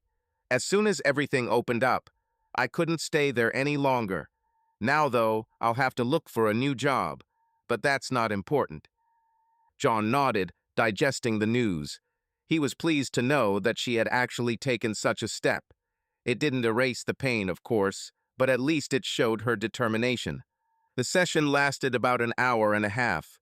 By the end of it, John felt drained, but in some way relieved. As if for the first time in a long time, he and his wife had truly heard each other, albeit through an intermediary. "I'm glad you both took the first step," the therapist concluded when the time was up. "I see that you still have mutual feelings, and with mutual persistence, there is a chance to restore the relationship. But be prepared, it will take effort and time." They scheduled another session for a week later. After saying goodbye to Dr. Fisher, the couple walked outside together. They stood on the sidewalk in silence for a while. "Thank you for agreeing," Mary said quietly, looking at her husband. "I know this is difficult for you." John shrugged. "Let's see if it makes any sense." He noticed her shivering with cold and had to stop himself from automatically offering to take off his coat and put it around her shoulders, a familiar gesture of concern that now seemed out of place. Mary caught his eye and said quickly, "I think I'll go. Thanks again." She turned to walk toward the parking lot where she had left her car. John suddenly called out, "Mary." "Yes?" She turned around hopefully. "I was thinking, maybe we should try having dinner together sometimes. The three of us with Emily. So that for her, and for us too, it would be a little more familiar." The wife's eyes warmed. "I'll be very happy. Emily will definitely be happy." "Then, I'll see you at home tonight," he said. The word home hung between them. The house that had recently been theirs now seemed alien to John. But perhaps shared family dinners could bring back at least a drop of the former coziness. Mary nodded and carefully, as if afraid of scaring him, suggested, "Maybe I'll make lasagna, your favorite." John's heart ached at the simple, almost forgotten family proposal. He managed to nod. Cold. The couple went to their cars. That evening was the first time in a long time that John returned to his own home, not for a scandal or a conversation, but simply for dinner with his family. That evening, after their joint therapy, John stopped by for groceries and for the first time in a long time headed home instead of to Mark's. On the way, he was tormented by anxiety. Would he be able to pretend that everything was normal for the sake of his daughter? He imagined how the three of them would sit down at the table, and his heart alternately squeezed with pain and then glowed with hope. Mary's car was parked in the driveway. John parked next to it and walked up to the house with a bag of groceries. Emily met him at the door. The girl's face was lit up. She clearly knew her father was coming. "Dad," she cried, hugging him tightly, "I'm so glad you're home." John's throat tightened for a moment. He kissed the top of his daughter's head. "I'm glad too, my dear." The delicious aroma of baked cheese and tomatoes wafted from the kitchen. Emily happily dragged her father there. "Mom is making lasagna. Can you imagine?" Mary stood at the stove, taking a large dish of bubbling cheese crust out of the oven. She glanced nervously at her husband. "Hi, dinner is almost ready." There was a timid hope in her voice. John nodded, keeping his expression neutral. "Thank you. It smells delicious." Emily chirped as she set the table. "Dad, sit down. We're going to eat now. I've been dreaming about it all day. I wanted to eat home-cooked food together so much." John helped set out the plates. He could see his daughter was animated. For the first time in weeks, she looked happy. It was worth the effort. They sat down at the table. Emily began greedily helping herself to lasagna. Mary put a piece on her husband's plate, asking solicitously, "How do you like it, okay? Maybe some more salad." "That's enough, thank you," he replied briefly. There was a pause as everyone began to eat in silence. The lasagna was indeed delicious, as always. Behind this everyday taste, so many memories suddenly stirred. How young Mary had once learned to cook this dish, and he had made fun of her attempts. How the children, like little gluttons, had stolen the cheese from the top. "Awesome, Mom," Emily muttered with her mouth full. "Your lasagna is the best." Mary smiled weakly. "Eat to your heart's content." The daughter quickly swallowed the piece and, lowering her tone, asked cautiously, "Are you okay now?" John and Mary exchanged glances. He cleared his throat. "Well, we try, honey. Problems don't just go away, but we're working on it." Emily nodded seriously. "I understand. I just really want you to be happy." "We want that too," Mary added quietly, looking at her daughter and then at her husband. John looked down at his plate, feeling uneasy. He changed the subject. "How are you doing at school? How is the team?" The conversation returned to its usual course. Emily enthusiastically talked about the upcoming basketball competition, complaining about a difficult history test. The parents listened, encouraged. Mary interjected the usual maternal comments, like, "You need to get enough sleep, spend less time on the phone at night." John caught himself a couple of times almost relaxing during this everyday conversation, as if everything was the same as before. Almost. If you don't look your wife in the eye for too long and don't remember what happened. After dinner, Emily ran off to call a friend, leaving her parents alone in the kitchen to clear away the dishes. Awkwardness set in. John swept the crumbs off the table. Mary silently collected the plates in the sink. "Thank you for dinner," he said finally. "I'm glad you liked it," she responded quietly. They found themselves next to each other at the sink, and Mary, out of habit, handed him the sponge. They had always washed dishes together before. He washed, she dried. John instinctively took the sponge. Their fingers touched for a moment. He flinched slightly from the feeling that washed over him, either pain or tenderness, or perhaps both. She, too, froze for a moment. "Sorry," he muttered, pulling away, feeling that he was not ready for intimacy, even such a fleeting one. "It's okay," she said quickly, looking down. "Don't worry." They washed the dishes in silence. Emily returned, kissed them both goodnight, and went off to do her homework, leaving them alone in the living room. The moment had arrived that John had both desired and dreaded, the first evening alone without intermediaries. He sat down on the sofa. Mary settled herself in the chair opposite, keeping her distance, as he had asked earlier. For a while they were both silent. The clock on the mantelpiece ticked, filling the silence. Finally, Mary asked quietly, "How are you feeling? I mean, glad you came?" John searched for an answer. "Yes, Emily is very happy. It's worth trying for her." Mary looked down. "I understand. And you? For you, what would make you happier? I really want to know what you want." He sighed. "I haven't figured out what I want yet. Sometimes I think that I just want to forget everything and live like before. And sometimes I think that I want to go somewhere far away alone." Her face twitched, but she nodded. "Understand."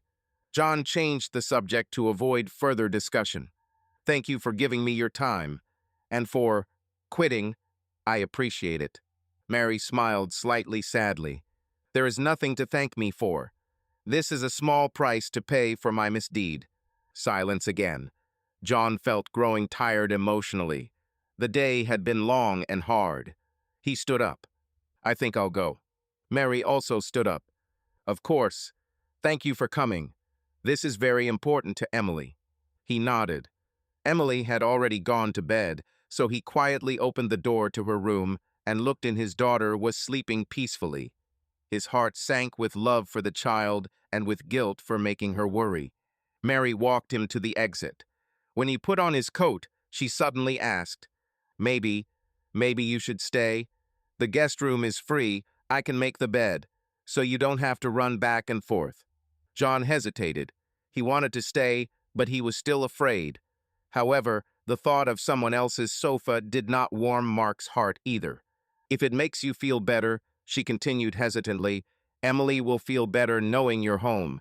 You can stay in the guest room as long as you like until you decide otherwise."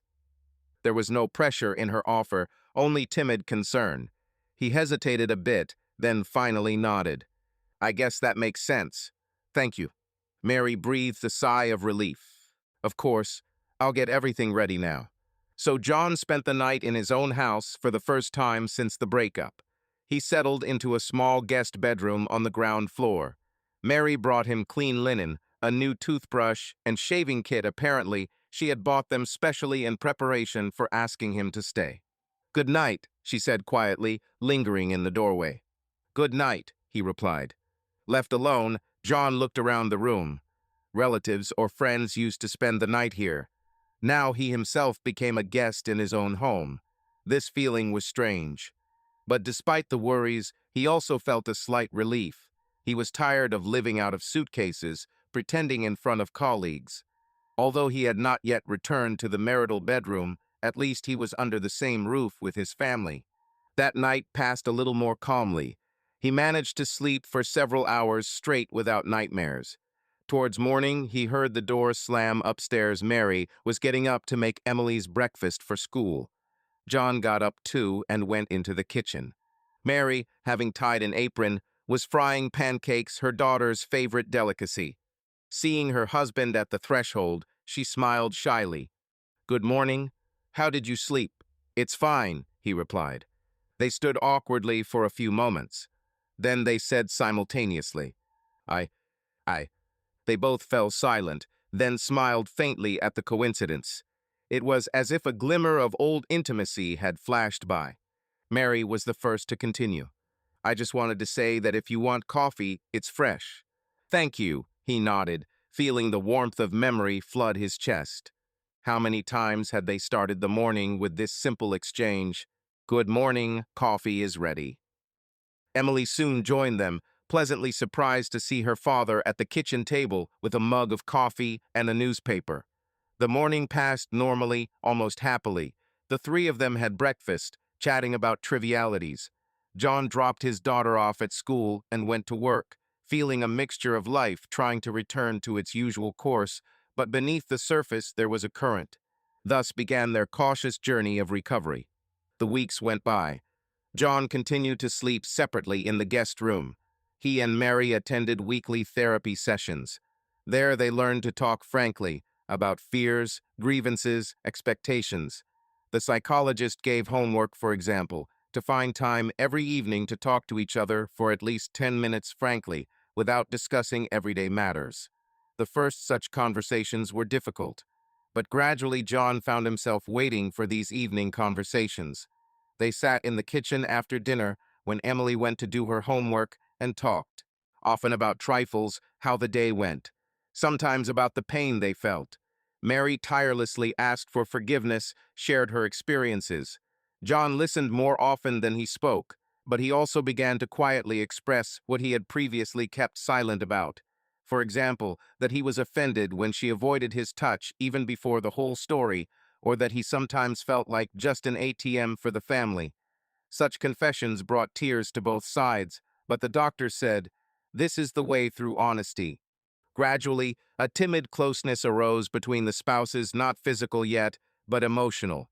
John noted that it was easier for him to be near Mary, that he caught himself less and less often in outbursts of rage at the thought of betrayal. The pain still lived in him, but slightly muffled. Sometimes he even felt a wave of tenderness, watching his wife bustling about in the kitchen or taking care of the children. At such moments, he almost forgot about what had happened and saw before him the woman he had been in love with for so many years. He wanted to touch her, but he had not yet dared, and she did not try, obviously afraid of scaring him away. One night, about 2 months into therapy, John woke up from a nightmare, another tormenting dream about betrayal. This time, choking with terror, he went out into the hallway instead of to the window as he had done before. Without realizing it, he walked up the stairs to Mary's bedroom. Her door was ajar. Mary was not sleeping. She was sitting on the bed by the light of the night lamp and leafing through some album. John recognized an old family photo album. His wife was sobbing, stroking the photographs with her fingers. He realized she was crying over the pictures of happy days. Her heart sank. John knocked softly on the doorframe, announcing his presence. She looked up, surprised. Tears glistened in her eyes. "John, what happened?" He took a step inside. "Nothing. I just can't sleep." She nodded, wiping her face. "Me too." He walked silently over and sat on the very edge of the bed. Mary froze, but did not move away. He glanced at the album. The pages were open with photographs of their youth. Here they were, just married, beaming as they left the church.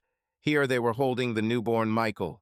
Family trips, holidays, a life full of shared memories. Sometimes it seems to me that all this happened in another life, he whispered hoarsely. Mary closed the album with trembling hands. I ruined everything. I'm sorry, I'm sorry. She closed her eyes, fresh tears rolling down her cheeks. Unable to bear her grief, John put his hand on her shoulder, the first time he had shown physical warmth. SHH. Enough. We're trying to fix it, so not all is lost. Mary sobbed and covered his hand with hers. For a moment John felt calm, as if everything was in its place here. They were next to each other. Here was their house, their children. He even squeezed her shoulder slightly, trying to support her. That night he returned to his room without saying another word. But something had changed in his soul. For the first time he felt hope that maybe they could make it. Of course, there were hard moments. Sometimes John would lose his temper. Once it happened, they were watching a movie and the heroine was cheating on her husband.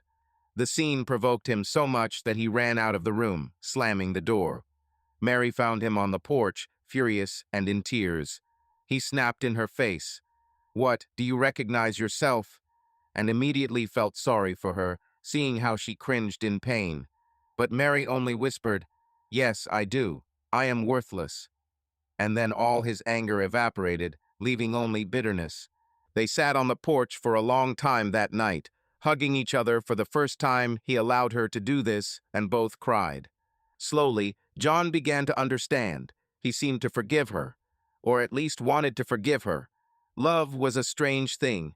Despite everything, he still loved this woman, and her own suffering convinced him that she was truly remorseful. And the children. He saw how Emily lit up when they were together. Michael came for Christmas, and although he felt the tension, the atmosphere was much better than it would have been if they had divorced. His son, it seemed, never knew the truth officially. His parents had a falling out, but were working on their relationship. Michael patted his father on the shoulder. You're great for not giving up. John felt excruciatingly ashamed of lying to him, but he decided that it was hardly worth the children to know the whole truth. By the end of winter, John and Mary were close to calling each other husband and wife again, rather than strangers. They canceled the visiting regime. John returned to the marital bedroom. The first night was awkward. They lay next to each other, not touching, and it took them a long time to fall asleep. But gradually the tension subsided. The warmth of another body close by, so familiar over the years, became a source of comfort again. And yet, intimacy had not yet occurred. Both were in no hurry, afraid of destroying the fragile truce. The therapist said, the physical side will return when emotional safety is restored. John decided not to rush either himself or her. On the surface, it seemed like the worst was over. After 3 or 4 months of joint efforts, the family had practically returned to normal life. When they showed up together at school events or went to visit, no one would have guessed that the marriage had recently been hanging by a thread. Mary's parents, her sister, everyone was happy that everything had gotten better. They didn't know the real reason, but they understood that there had been a crisis. The neighbors may have heard that old quarrel, but now, watching John and his wife fix the fence near their house in the summer, they smiled. What a wonderful family. But there were cracks hidden inside this beautiful wrapper, and one spring night, one of these cracks made itself known. Spring had finally arrived. It seemed that the storm was behind them. John and Mary lived almost like a normal family. They went to parent-teacher conferences together, planned Emily's graduation. Laughter sounded more and more often in the house. Sometimes John caught himself not thinking about the past nightmare for a whole day, and yet not long ago he could not live an hour without this thought. But the past did not let go completely. One April night, John worked late, taking the project home. Around midnight, he was sitting in his office at the computer, looking over the drawings. Everyone in the house was asleep. Emily had long since gone to bed. Mary had also quietly wished him good night and gone upstairs. John rubbed his tired eyes and took a break. He decided to check his email, his personal email, which he hadn't done in a while. Opening the email site, He noticed that he had forgotten to log out of Mary's account after helping her print out insurance documents that afternoon. Several new emails appeared in her inbox: advertisements, bills, and one email that caught his eye. The subject line was, "Please forgive me." The sender was a nameless string of numbers, but the email domain was familiar, the corporate address of her former job. John's heart sank. He clicked on the letter before he could stop himself. "Dear Mary, I know you don't answer my calls and letters, but I have to speak out. Forgive me for everything. I miss you. I understand that I ruined your life, but mine is empty without you. Remember, I will always love you. If you change your mind, I'm waiting. Yours, B." John's hands went cold on the keyboard. B, wasn't it obvious? Brian loves her and waits. He felt everything boil inside. This was the last thing he needed. His first impulse was to rush upstairs to Mary and wake her up, demanding an explanation. But he forced himself to exhale and read it again. "You don't answer my letters, so this wasn't the first message." So Brian had been trying to contact her, and she had been hiding it from him. His head was spinning. He quickly checked the deleted folder. Indeed, there were several letters from the same addressee over the past couple of months. Apparently, Mary deleted them without reading, or reading it is unknown. Once she even responded briefly, "Leave me alone. I love my husband." This letter was dated January. John closed the laptop with such force that he almost broke it. His heart was bursting out of his chest. Here it is, the proof that the ghost of her betrayal will haunt him forever. Even if she is faithful now, that other one has not disappeared. And most importantly, she did not tell him a word about what he was writing. She hid it, thinking he would not find out. He quickly climbed the stairs to the second floor. He burst into the bedroom without turning on the light. Mary woke up, sitting up in bed in fear. "John, what happened?" He turned on the night light. Apparently, his appearance was frightening. His wife turned pale. "You hid everything from me," he said through clenched teeth. "He wrote to you, and you kept silent." Mary blinked, not immediately understanding. "What are you talking about?" John threw the printed sheet of paper on the bed. He had managed to print the letter before he got up. She grabbed the paper, ran her eyes over it, and gasped. "John, it's not what you think," she babbled, trying to get up to him. But he stepped back, his eyes flashing. "Don't you dare come near me. You promised complete honesty. Why am I finding out about these letters like this?" Mary stood up, wrapping herself in a blanket. "I'm sorry. I didn't want to worry you. I wasn't hiding anything in the sense that you didn't hide it." He raised his voice. "You deleted letters from your lover and didn't tell me anything." "My ex-lover," she said, crying. "John, I never answered him, except once, when I told him to leave us alone. I thought it was right not to disturb you. It doesn't mean anything." "It doesn't mean anything," he said bitterly. "For you, maybe not. But I've been sucked into this hell again. I see again how dear you are to him. He loves you, damn it. He's waiting for you," Mary cried, pressing her hands to her chest. "No, it's all a lie. I chose you, I'm with you. I don't need his love." "But he thought it was necessary since he wrote," John hissed angrily. "Maybe you gave him hope?" She shook her head, sobbing. "No, never. I stopped everything. You know it yourself. He just can't come to terms with it." "Couldn't you tell me?" John clenched his fists. "Why, Mary? Why do everything behind my back?" "I was afraid," she whispered. "I was afraid of destroying the fragile trust that was starting to appear. I thought I could handle it myself, delete it, and that's it. I didn't want to hurt you again with his idiotic behavior." John laughed loudly, a harsh, nervous laugh. "Didn't mean to hurt.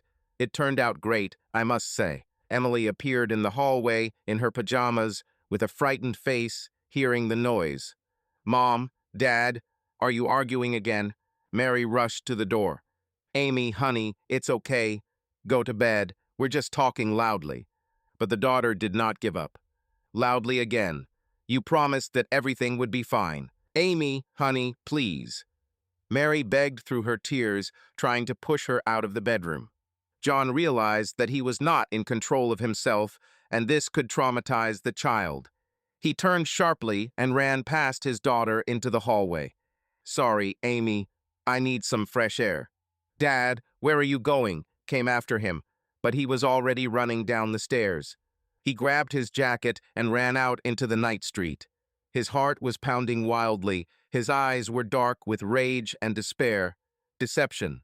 Another deception, albeit small in comparison to the past, but so painful. He swung his fist and hit the wooden porch post with all his might.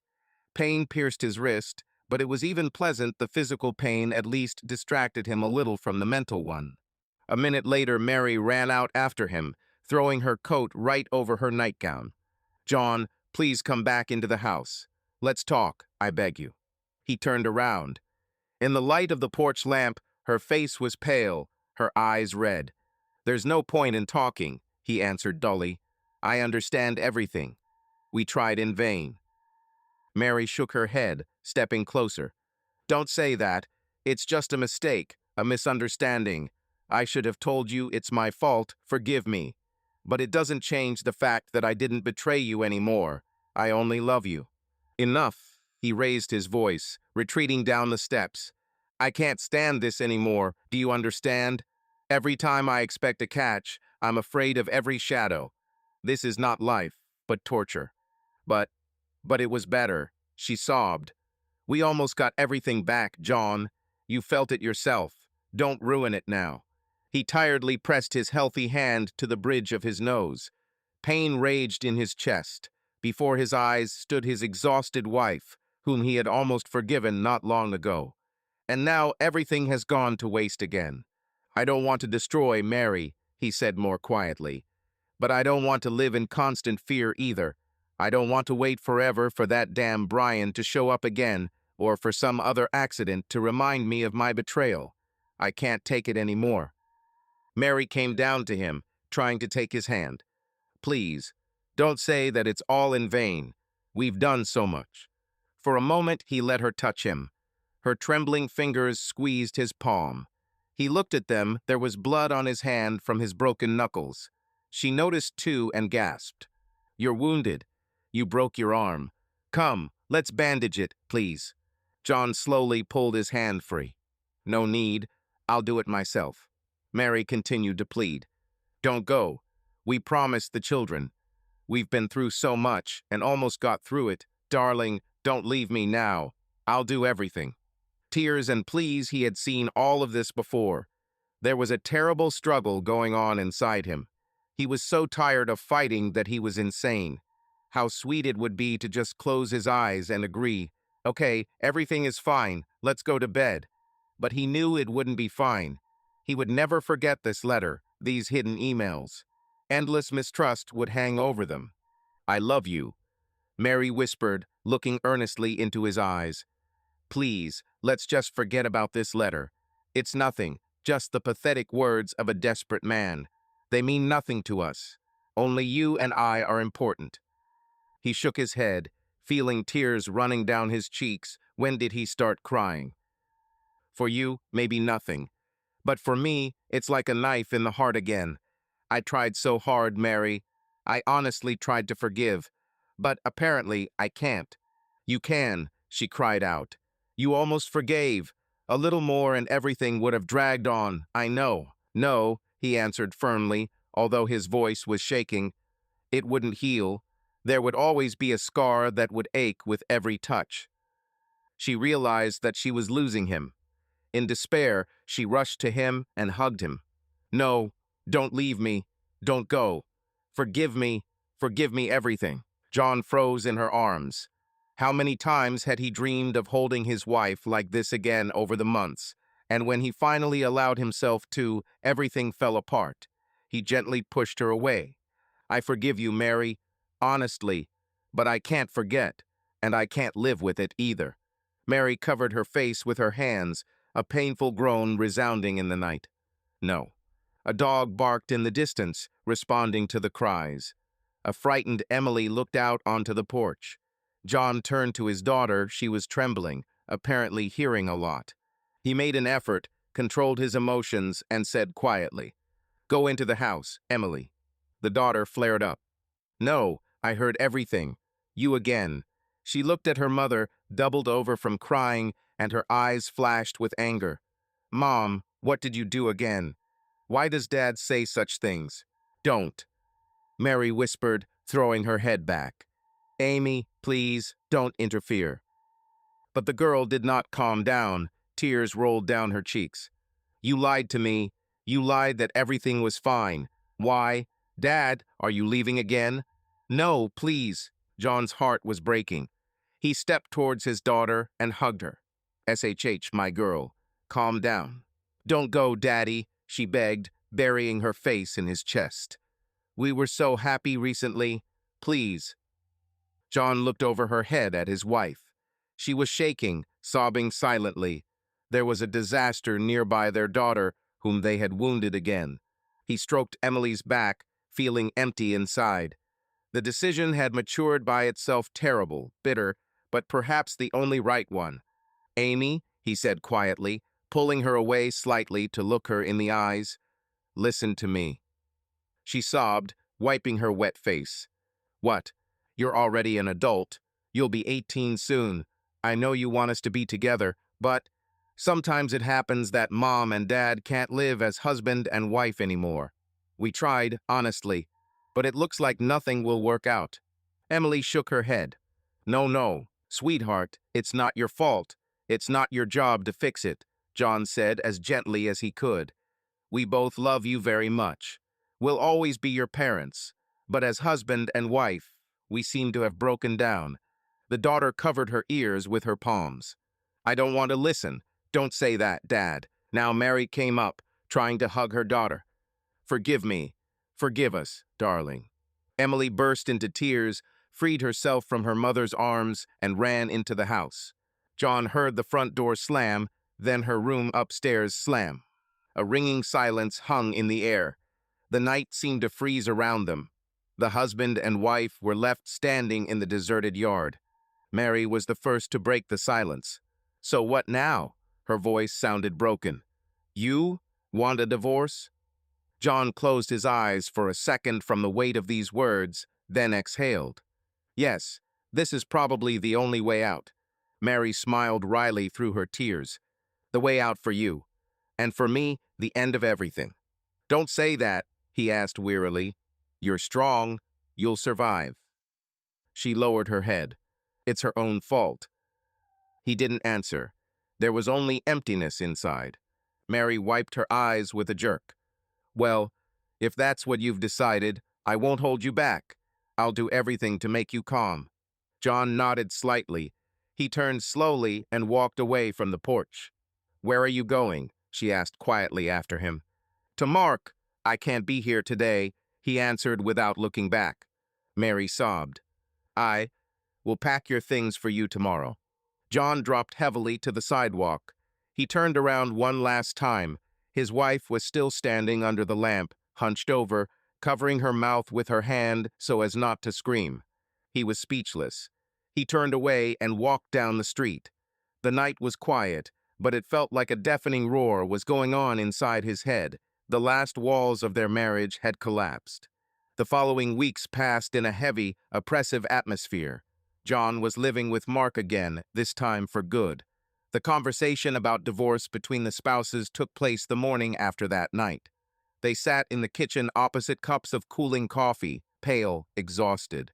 They discussed how to proceed with minimal disruption to the children.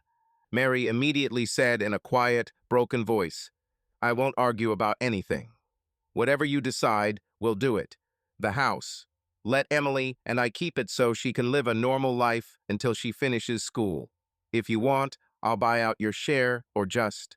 She hesitated. Whatever you say. John just nodded. He didn't care about the material. He wanted to finish everything as soon as possible. He answered, The house is really better for you. Leave your car. I don't need much. I'm not asking for any alimony, naturally, she added, looking down. It's my fault, that's a fact. The word guilty hung in the air. John did not comment.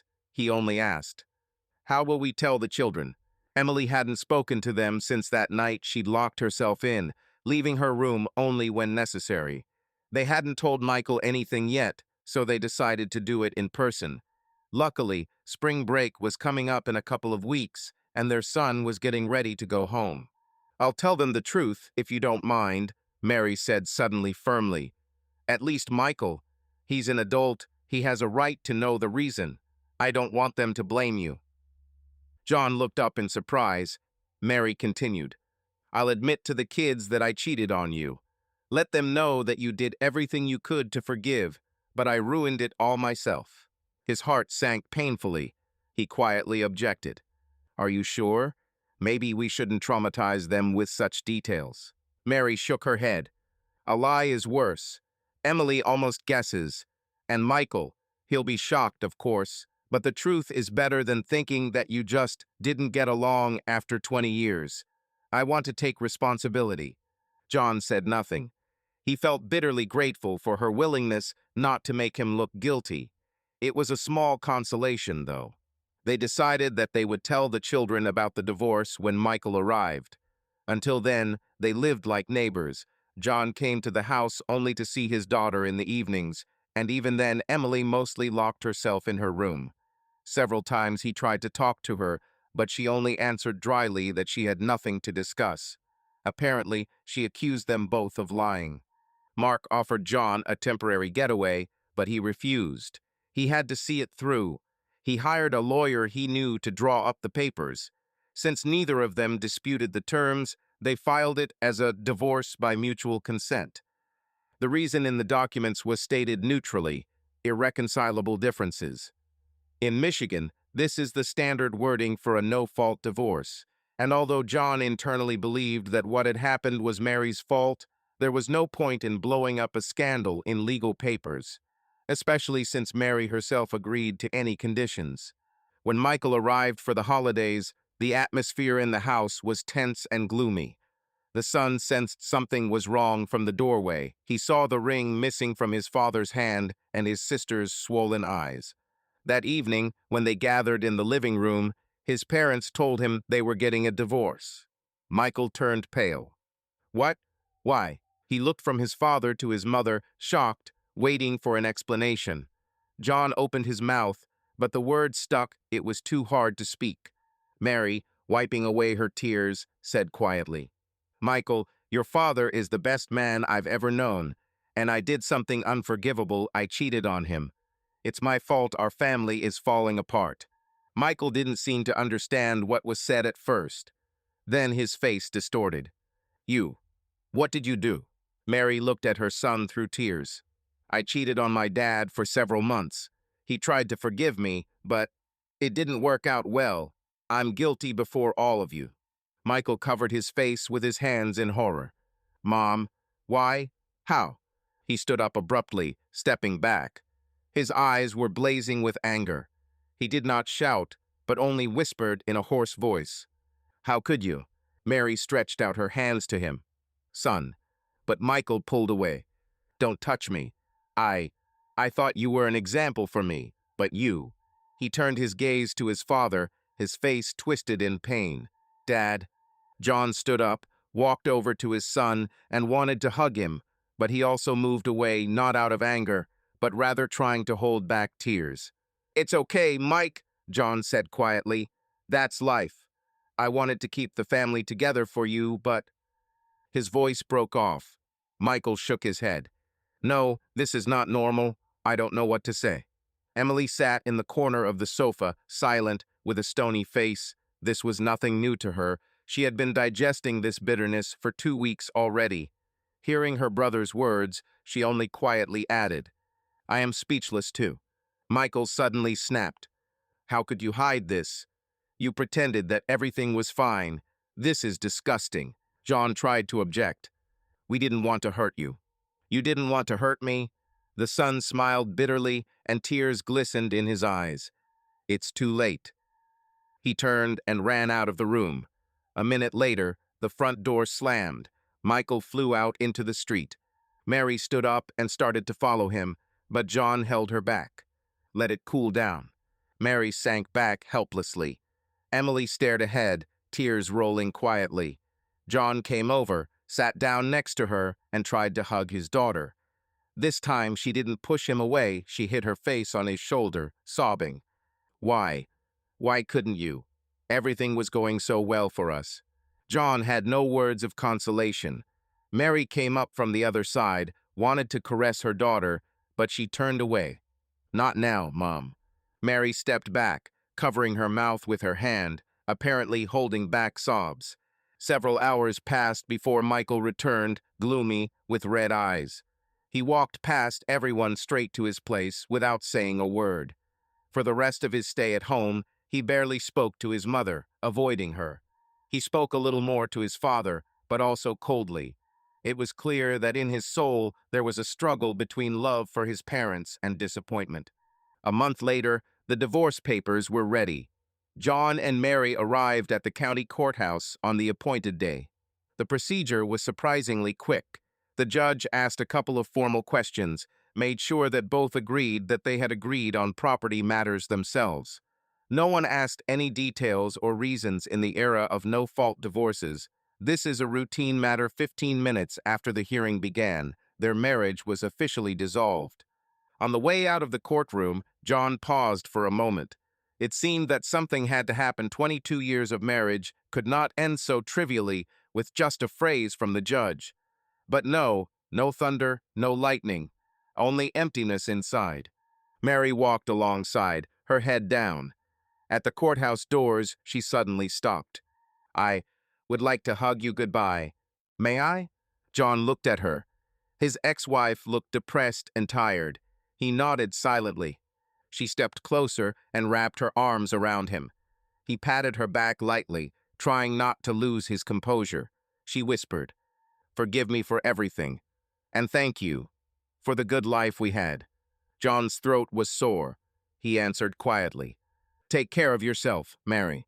They let go of each other at once. Mary took an envelope out of her purse. "Here, notes on the house, on the bills, and the new keys to your apartment. You forgot to pick them up from the agent. I got them yesterday."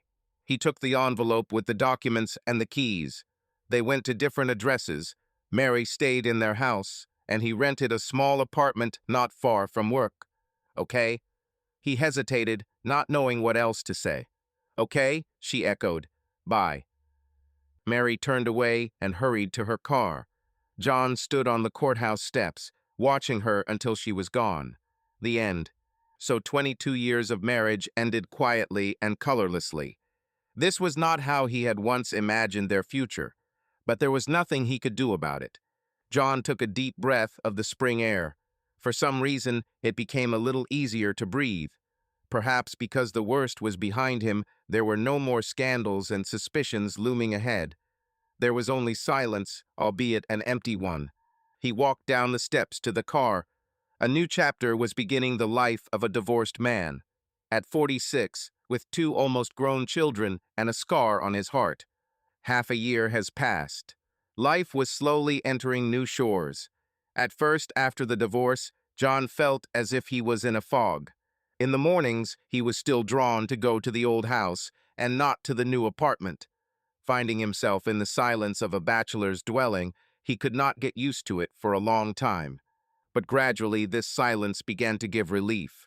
There was no need to strain any more, expecting blows of fate. The wound inside was slowly healing.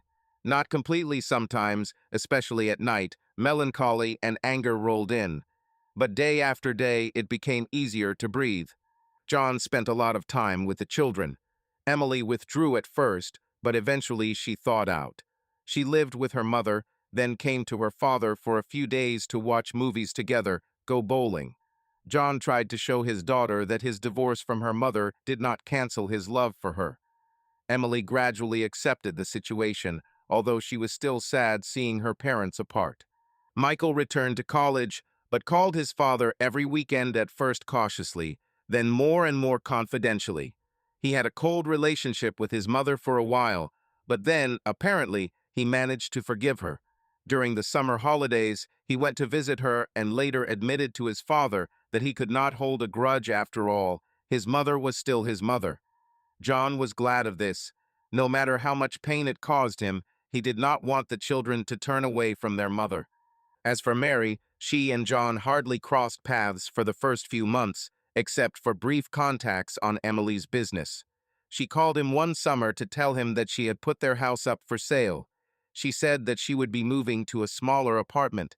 Too many memories, it's hard to be there. John understood this. He himself also avoided their quiet street, so as not to reopen the wound. The house was soon bought by new owners. Someone else's family moved in instead of theirs. As a symbol of completion. Autumn came. Emily was preparing to enter college. The former spouses were reservedly friendly at every meeting, not discussing personal matters. Only once, picking up their daughter after the weekend, Mary suddenly said, "I'm glad to see that you're doing well." John just shrugged. "I live little by little." "You deserve to be happy," she added quietly, looking away. "I really do." He couldn't find anything to say. He just nodded. Then, as he was driving away, he caught himself thinking that, for the first time, he heard her wish him happiness without a plea for forgiveness, just a sincere one. And suddenly he felt, yes, he wishes her the same. Not right away, not now, but so that she too could someday let go of the past and not torment herself. On the advice of a psychologist, whom John had visited a couple of times already, he tried to work on forgiveness within himself, not for her sake, but for his own. And now, it seemed, it had worked. There was no longer any anger at Mary in his soul, only a quiet sadness about his mistakes.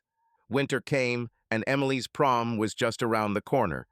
The graduation ceremony was supposed to be in the spring. The ex-spouses agreed to go together. It was normal on neutral territory, and their daughter wanted to see both of them. On graduation day, John stood next to Mary among other parents at the school stadium. To the sounds of a marching band, graduates in gowns walked out, beaming with smiles. Emily noticed them in the crowd and happily waved her hand. John looked at his daughter with pride and slight melancholy. His little girl had grown up. Nearby, he caught a quiet sob. Mary was wiping the corners of her eyes with a handkerchief. For a moment their eyes met. They exchanged knowing smiles, bitterness and discord aside. Today their daughter was celebrating an important day. After the ceremony, the family settled down at the buffet tables on the lawn. Michael came up, hugged his sister, congratulated her. Then he greeted his father warmly and, after a moment's hesitation, his mother. For the first time in a long time, all four of them stood together, not as a family, but as something close. "Well, shall we take a photo?" John suggested cheerfully, trying to ease the awkwardness. The children supported the idea. Michael took the smartphone and took a step back. "Okay, Dad, get closer to Mom. Stand next to Amy." John and Mary exchanged glances, but did as they were told. Emily happily put her arms around their waists, pulling them closer. John felt his ex-wife's shoulder against his own and felt neither pain nor anger, just a slight sadness and, at the same time, gratitude for having such children. Michael snapped a couple of shots. "Done. Look, it turned out great." He showed a photo. On the screen, four people were smiling, not without a shadow of sadness in the adults' eyes, but still sincerely. Everyone's faces were similar, familiar. Family, albeit in a new format. "Will you send it to me?" Mary quietly asked her son, looking closely at the photo. "Of course, Mom," he replied without strain in his voice. John noticed how Mary's face softened. Her son called her Mom with the same warmth. Later, walking the children to the car, Michael had promised to take his sister and her friends to celebrate. John and Mary were left standing alone under the evening sky. The graduates were noisily leaving, and the parents were also leaving in small groups. "Thank you," Mary said quietly. "For what?" He was surprised. "For not shutting yourself off from the children." "For today, too, everything went smoothly," she explained. "I know it's hard for you." John shook his head. "It's not as difficult as it used to be." He put his hands in his pockets, not knowing what else to say. Mary suddenly sighed. "Do you think that someday you will be able to forgive me completely?" John thought for a moment. Then he said slowly, "I guess I've already forgiven. in the sense that I don't hold a grudge. But forgetting is another thing. I understand, she nodded quickly. That's not what I meant. I just wanted to know if you hated me. I don't hate you, Mary, he smiled weakly. I never have. You meant too much to me to replace it with hate. Her eyes became moist, but she restrained herself. You meant a lot to me, too, and you still mean a lot. They were silent for a moment. Then John extended his hand that very spring on the court steps she had asked for a farewell hug. Now he himself wanted to give a friendly hug to the person close to him, with whom so much was connected. She widened her eyes in surprise, but accepted the hug. They stood there for a few seconds, just holding tightly. John felt the last weight lift from his soul. They had done all they could. It hadn't worked out, but life went on. Having parted, both of them smiled with relief. Take care of yourself. He repeated the same words as 6 months ago, but now there was no bitterness in them, only a wish. And you, she responded warmly. Mary turned first and walked toward her car. John watched her go and thought that he felt sadness, not a sharp sadness, but a light sadness, as if he was saying goodbye to something dear that would remain in his memory forever. A new life lay ahead of them all. John didn't know if he'd ever find love again or trust anyone. For now, he had to get used to being alone. But he knew one thing for sure: he could handle it. The pain had taught him a lot: to value sincerity, to work on relationships, to not put off important conversations. And maybe someday he'd be able to apply these lessons to a new relationship, if fate gave him another chance. That evening, he returned to his quiet apartment, poured himself a cup of tea, and went out onto the balcony. The city lights twinkled in the distance. John thought that he still had many years ahead of him and many good things could happen. Despite what he had been through, he had not lost the ability to feel he loved his children, valued Mark's friendship, and had not become embittered towards people. His heart, although wounded, continued to beat and to hope. A gust of evening breeze touched his face. John took a deep breath of fresh air and felt calm. He had survived. His marriage story had ended sadly, but life went on, and that meant there would definitely be room for new days, new feelings, and perhaps new happiness ahead.